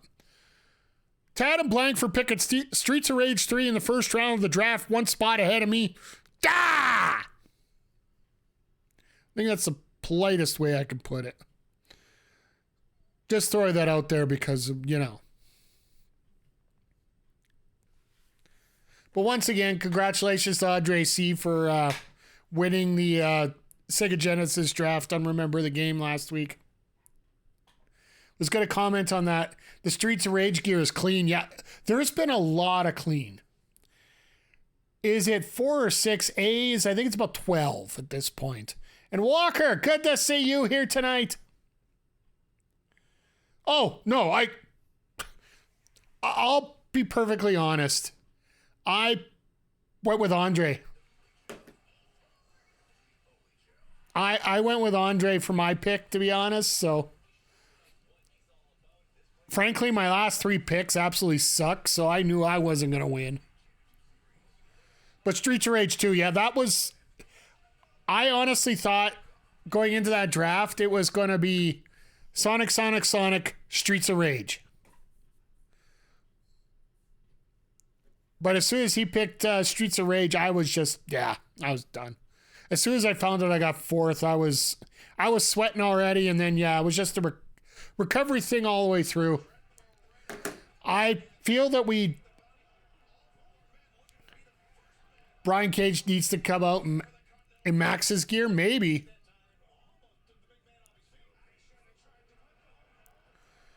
Well, here's the thing as well, and this is something that a lot of people aren't remembering from the press conference after World's End. Like, I got a chance to watch a little bit of it after the pay-per-view.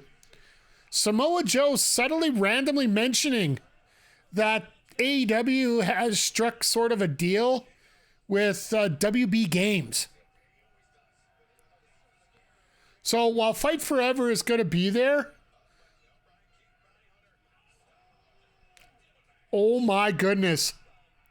That's a unique jumping headbutt. And Vikingo looks 3/4 dead on the ear. Whoa, energy. Really, Excalibur? Really? You idiot. Whoa, energy. Thank you, Taz. Taz correcting her right away. That's a gold star in my book.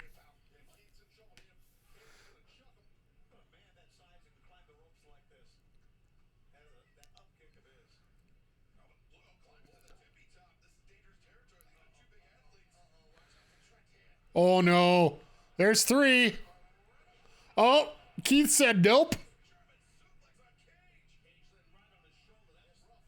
And Keith fell over on the side. It's because I don't think he expected to see... I didn't even think he expect Keith to hang on like that.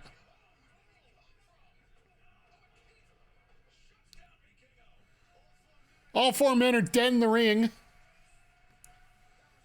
Oh, this is going to be fun. This in the main event's going to be a blast.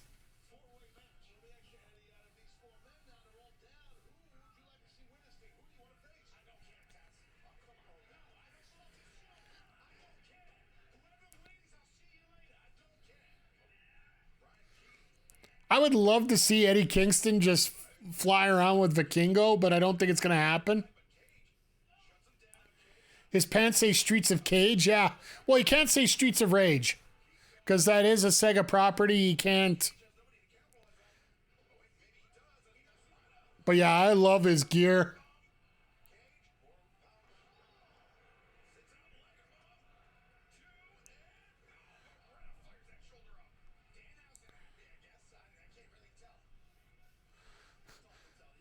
Danhausen's just got a big evil grin on his face for some reason.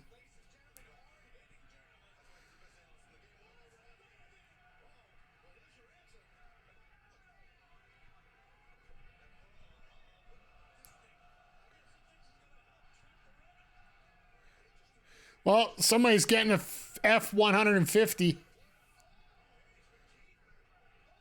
Danhausen survives. He cursed him. That's true.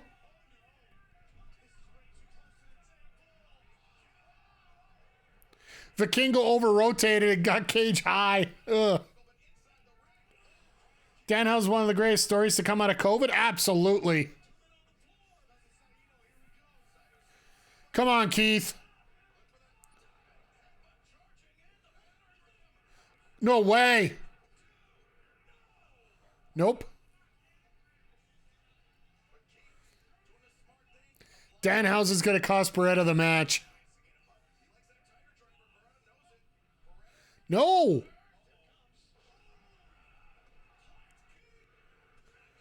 Oh, wow.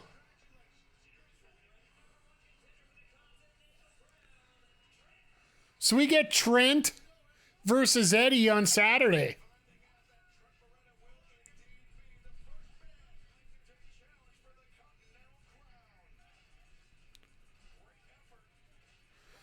That'll be a fun match. That'll be a fun match.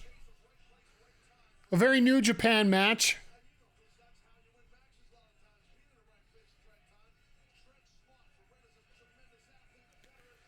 I love the fact that Eddie is just super over the way he is, and then Trent, he can really play either way because he has been playing that very aggressive style lately in terms of a character.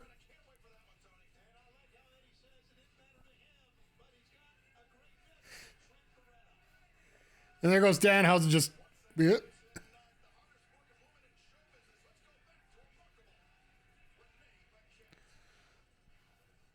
All right, Renee, who you got now?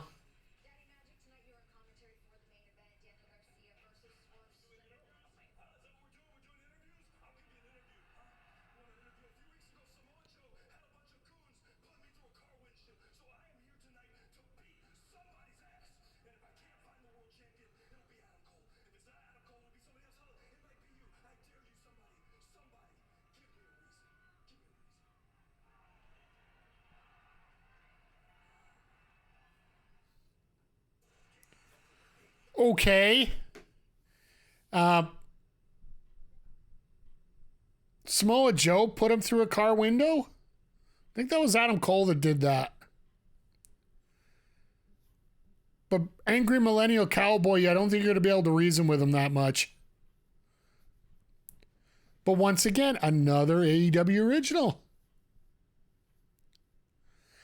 I got a feeling, and just throwing it out here, what would you guys think? For the next month, for the next couple weeks at least,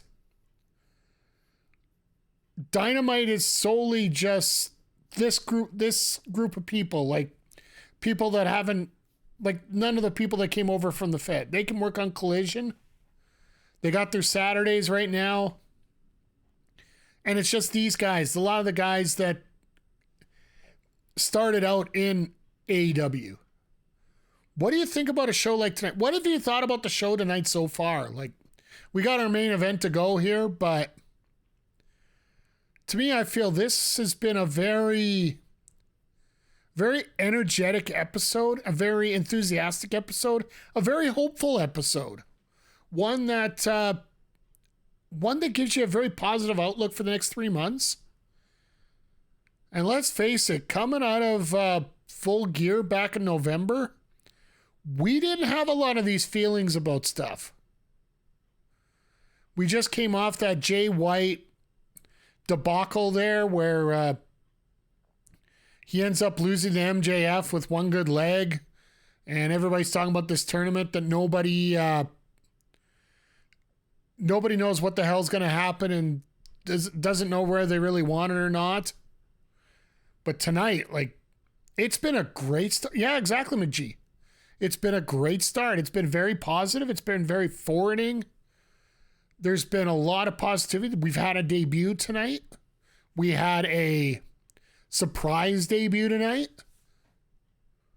We had some storylines set up. We had a return tonight as well. Private Party. Don't forget about them.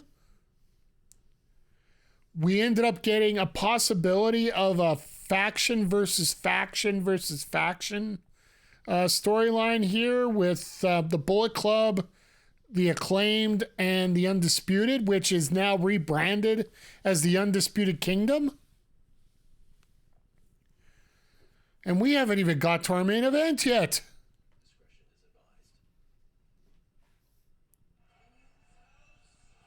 Oh, here we go. Here we go. Gotta get that out of the way, you know, gotta get this ready here. Wait for it, wait for it.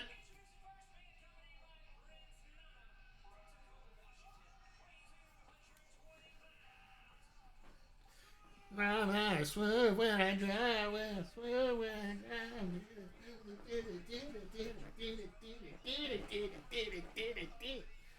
All right, there we go.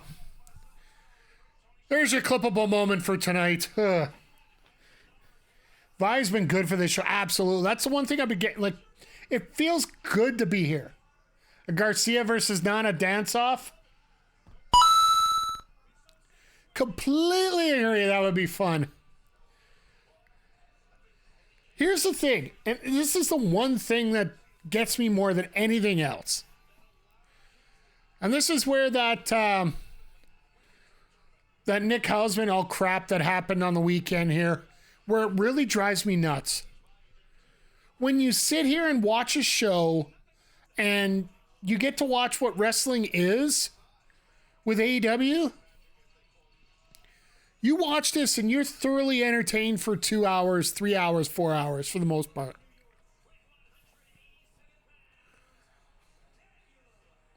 Because that 4-on-4 tag, as much as that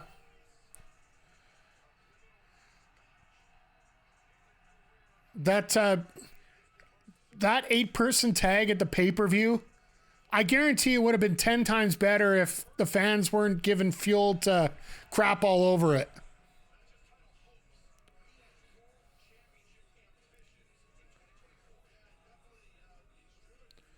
I love how Garcia's going back to Red Death. Yeah, that guy is a trash can, absolutely. What did I describe him as on the Discord? This whole situation here, I gotta pull this up because it was some brilliance that I had. So I was chatting in the Remember the Game Discord about all this. Let me just find it here real quick. Punk's personal pontificator proclaims personal problems probably produced partially phony phrasings. Also known as Lies of Pete. Waterproof wallet M trying to do that. Attaboy, bot. I haven't had a bot in a while. Oh, he's banned. Good. Good, Wisebot. Very good, Wisebot. I'm glad to see the bots are back. Ed clipping it. Oh, my. Oh, man. Jersey gonna pop.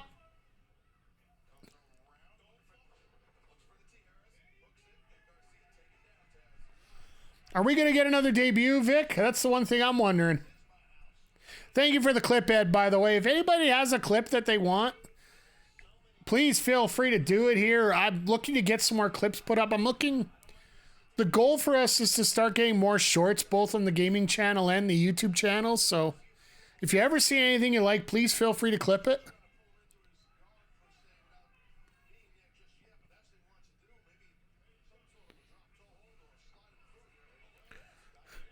Right into a crossface. Attaboy, Garcia.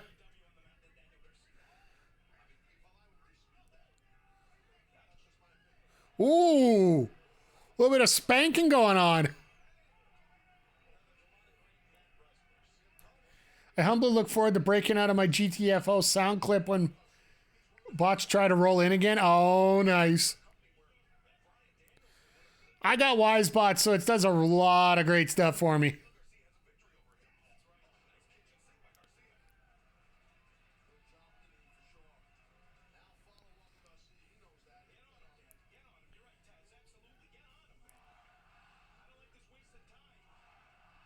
This crowd is all over Swerve, and even though they love Garcia too, and that's the thing I find about AEW. While you still have, your factions, of course, back and forth when it comes to heels and faces and all that, sometimes you just got to put two good wrestlers in a ring and let them work.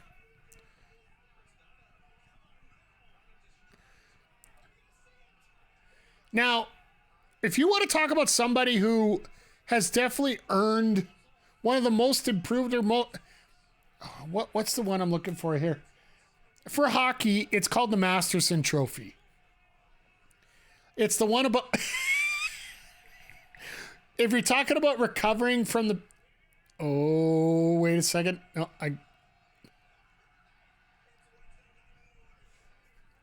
Wednesday Night Newark's gonna pop. We got our dance off. Let's go. Well, we did.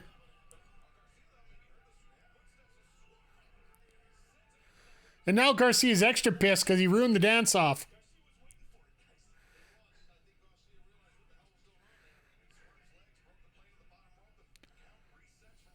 On the ref's caught.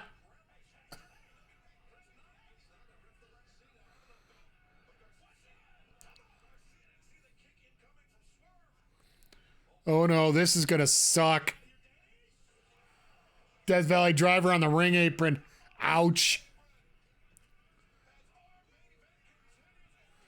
All right, let's go picture in picture. But yeah, it almost feels like there's a hell of a clean vibe out of this. There's no DV damn. That's a good way to put it. DV damn. But yeah, like, it just feels so good to watch this tonight. It is freaking amazing.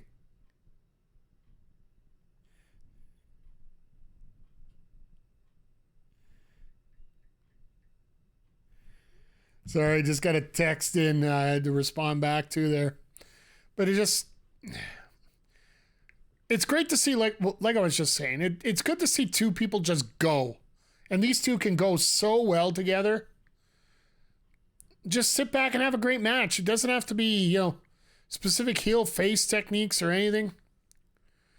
But yeah, as we're getting into our last commercial break here, make sure you stick around after the show because I'm going to send you guys over to the Heels, Pops, and Chair Shots podcast. They're going to be talking about wrestling this week, and we got a lot of great wrestling to talk about this week and a lot of great stories. But yeah, next stream is going to be tomorrow afternoon. I'll be honest, I still haven't figured out what I'm going to play for Sports Friday. Let me know what you guys think. If there's anything in particular you want to, besides Gorf. Best thing about this show is that MJF Cole thing didn't dominate every second of commentary. In other leagues, would have been mentioned every 30. Yeah. Well, here's the thing. MJF is not going to be around for a while. So get it in, get it out, get it done, goodbye. And you've already set up two feuds to go out of it.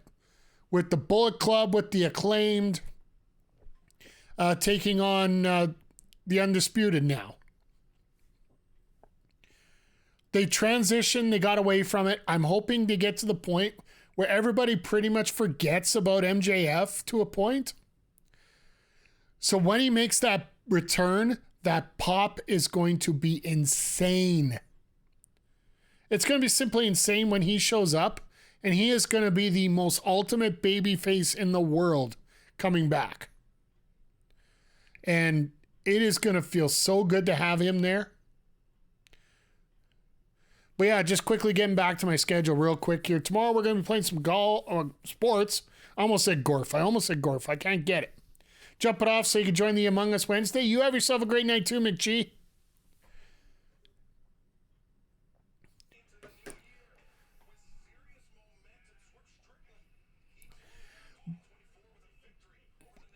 And from there, we're going to be here Saturday with a little bit of fights. I am planning on doing a few Jackbox nights coming up here soon. I picked up Jackbox Party 10.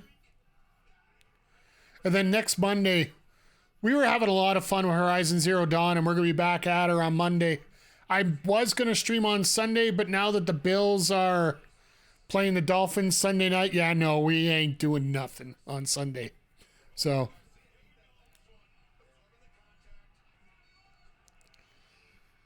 I am going to try and get the schedule a little more solidified here. Oh, nice, Garcia. Here we go. Like, this feels like a main event, too. That's another thing. Rooting for a tie on Sunday. There you go, Ed. I know you're waiting for it, so I'll gladly give that to you.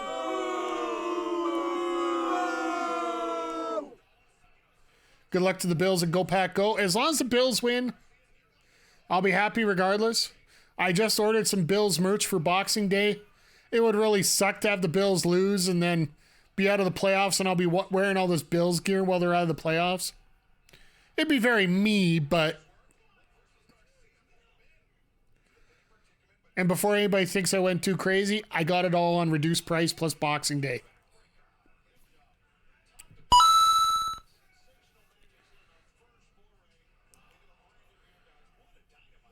Wait, Go Pack Go? No Pack. I'll be honest, I haven't watched a lot of the NFC. Frankly, the biggest thing for me is I want the Lions to win. Merely for the fact that they got royally screwed by the ref last week.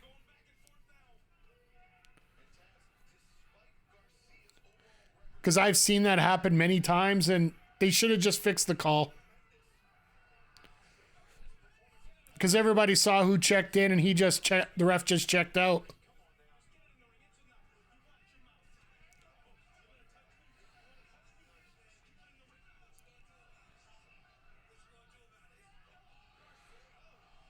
Well, attaboy, Swerve.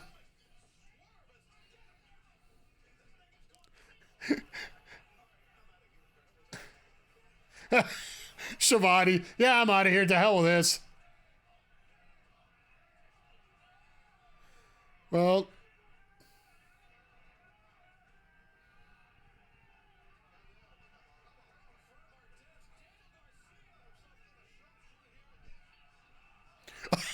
Whoops. That's what happens when you try to do stuff like that. And the fans let him know what happened. No,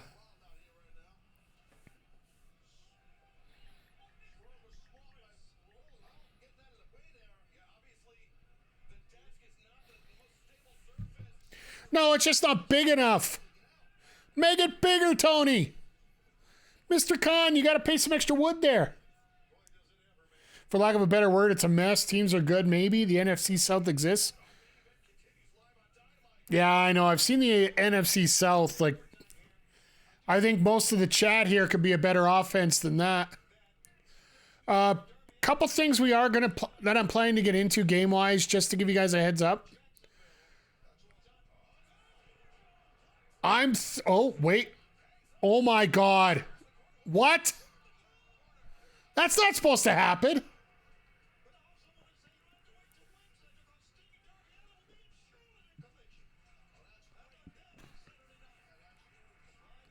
Sting and Darby Allin on Saturday? Okay.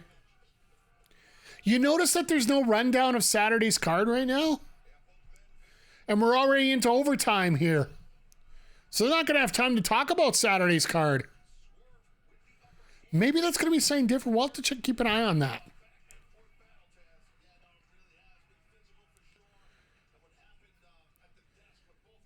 But over the next few weeks, we're definitely going to be next Thursday, as long as I can get the download, we're probably going to get into AEW Fight Forever Season 2. We'll check out Tony Storm and we'll check out the Be in the Elite mode. It might be crap, but I own the game, so I might as well try it. Swerve's got to win this.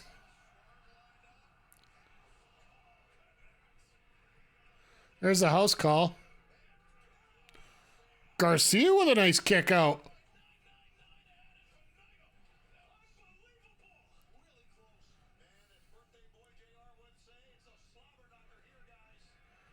Good old acknowledge.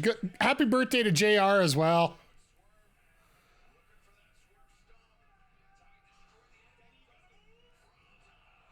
Well, that should be it. Garcia kicking out of the stomp. The other thing I want to get into, like, probably Super Bowl week, we'll be doing NFL Blitz. Oh, God. I'll just shut up now. We'll talk about this later. Wait, no. Whoa! Good night.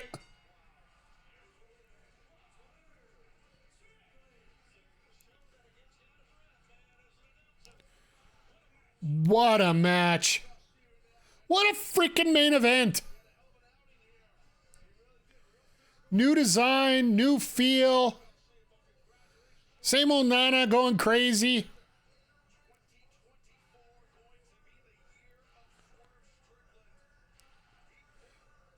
Excellent main to start 2024. And I still think Paige is going to be coming out here after the promo he did.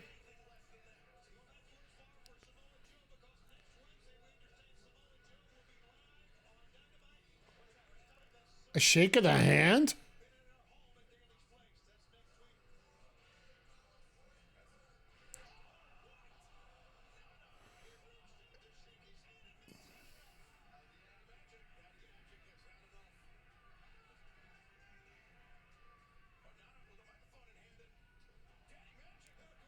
Nana wanted to do a promo and Daddy Magic said, oh.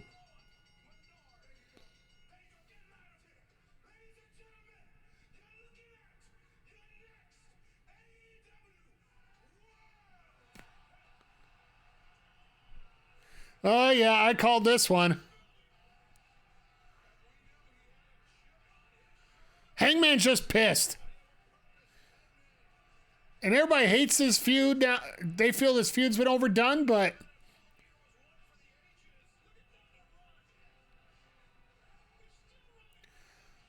Man, he's got more of a Jake Roberts Magnum TA mustache than ever before. Like, he's had a mustache, but it's never been that thick like that. He really gives me Magnum TA vibes right now.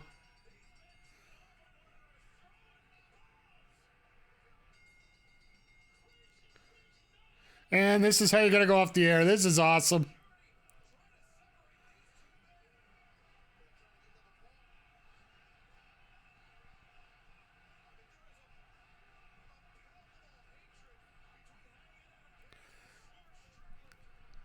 Oh, this is awesome.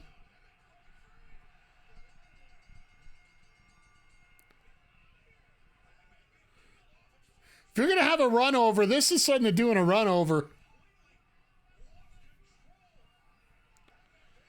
And you notice Tony Khan didn't announce a run over?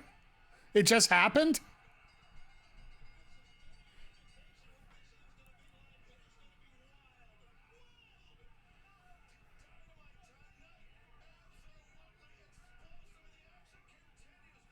Oh, here we go.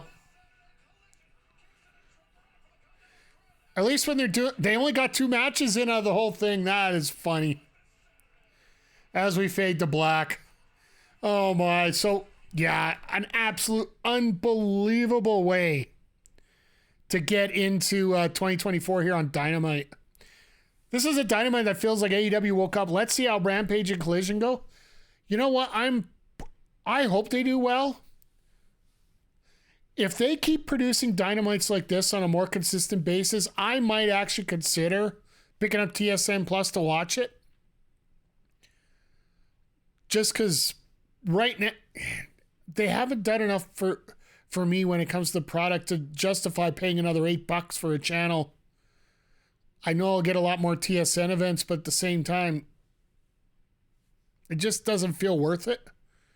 But if they're going to produce stuff like this coming forward now, no WWE legends and alumni in sight, and it felt like fresh, like it did in 2019 to 2021, absolutely. I hope that Tony Khan typically says he doesn't check out most of the internet scuttlebutt, but I hope he does see what people react to tonight like. Because I got a feeling that a lot of people are going to have a lot of positive things to say about tonight, and I think we are in all agreement that it was a very positive time here. We had Private Party come back. We had a setup of, we had Private Party come back. We had 2 tag teams basically get called out. We had the Undisputed come out as an official group now. We got them fighting with the Bullet Club. We got them fighting with the Acclaimed and everybody in between. Is there a reason for less of the ex-WWE guys around tonight? The only one I can confirm that there's an actual reason is Danielson, and he's about, 6 hours away from competing in front of a ton of people at the Tokyo Dome. Other than that, I think it's just the fact that Tony Khan's trying to work on getting some of his own guys over a little more. And you're going to see on Collision, you're going to see a lot more of the ex-WWE guys. Because, right now, the main event for Collision on Saturday is FTR versus House of Black, which is absolutely going to be a banger of a match. And I feel that you can incorporate a lot of these new people. But it's just you got to make sure that you don't do it at the cost of your own talent. And a couple weeks off for Moxley and a bit of a vacation this is the time where you get Moxley a vacation. Because it seems like you're building everybody up so strong that Moxley doesn't need to be here to hold things up at this point. Let's see. Let's give it a month and see what happens. If he needs to be there for Revolution, well, we'll get him in there for Revolution. But I don't think he really needs to be around till getting build up for Double or Nothing. Give him some time off. Give him some time with his kids. I know Renee's here, but Mox, I'm sure, would love some time to recover for some stuff. And wait till you see what some of these people come back. Very well could end up being WWE talent and on Collision, while AEW is more homegrown on Dynamite. It very well could be that. And we're just going to have to see. Dynamite was absolutely awesome tonight. This is one of those that I don't think there could be really much said about anything bad on it. Even the main event was awesome. The four-way was awesome with Trent winning. The women's match was great. Mariah May looked absolutely awesome. And then you had Deonna Purrazzo come out and it almost felt like the crowd was looking to be disappointed as things went along. But after Mariah came out and then after Deonna came out, there just felt like there was a little bit extra energy in there for everybody here. And it was absolutely great tonight. And I hope that next week lives up to what this week is. And I really hope to live up to your expectations, seeing what comes up here. May is the absolute future of the AEW women's division. I was talking about this earlier in the show, Andre.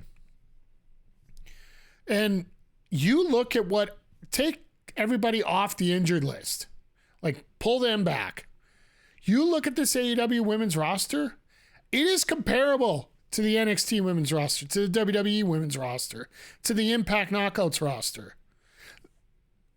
It feels like it could be on par. It's all up to the booking now. It's all up to Tony Khan and how he books it. He's got a gold mine on his hands. Don't crush it up into...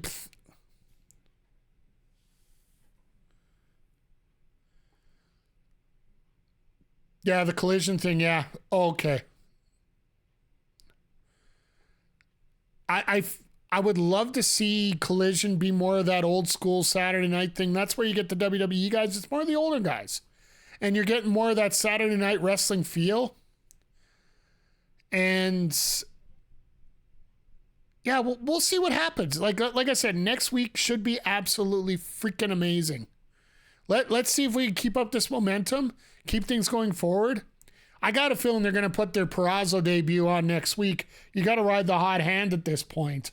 So, and if you don't, you're just simply foolish in this case.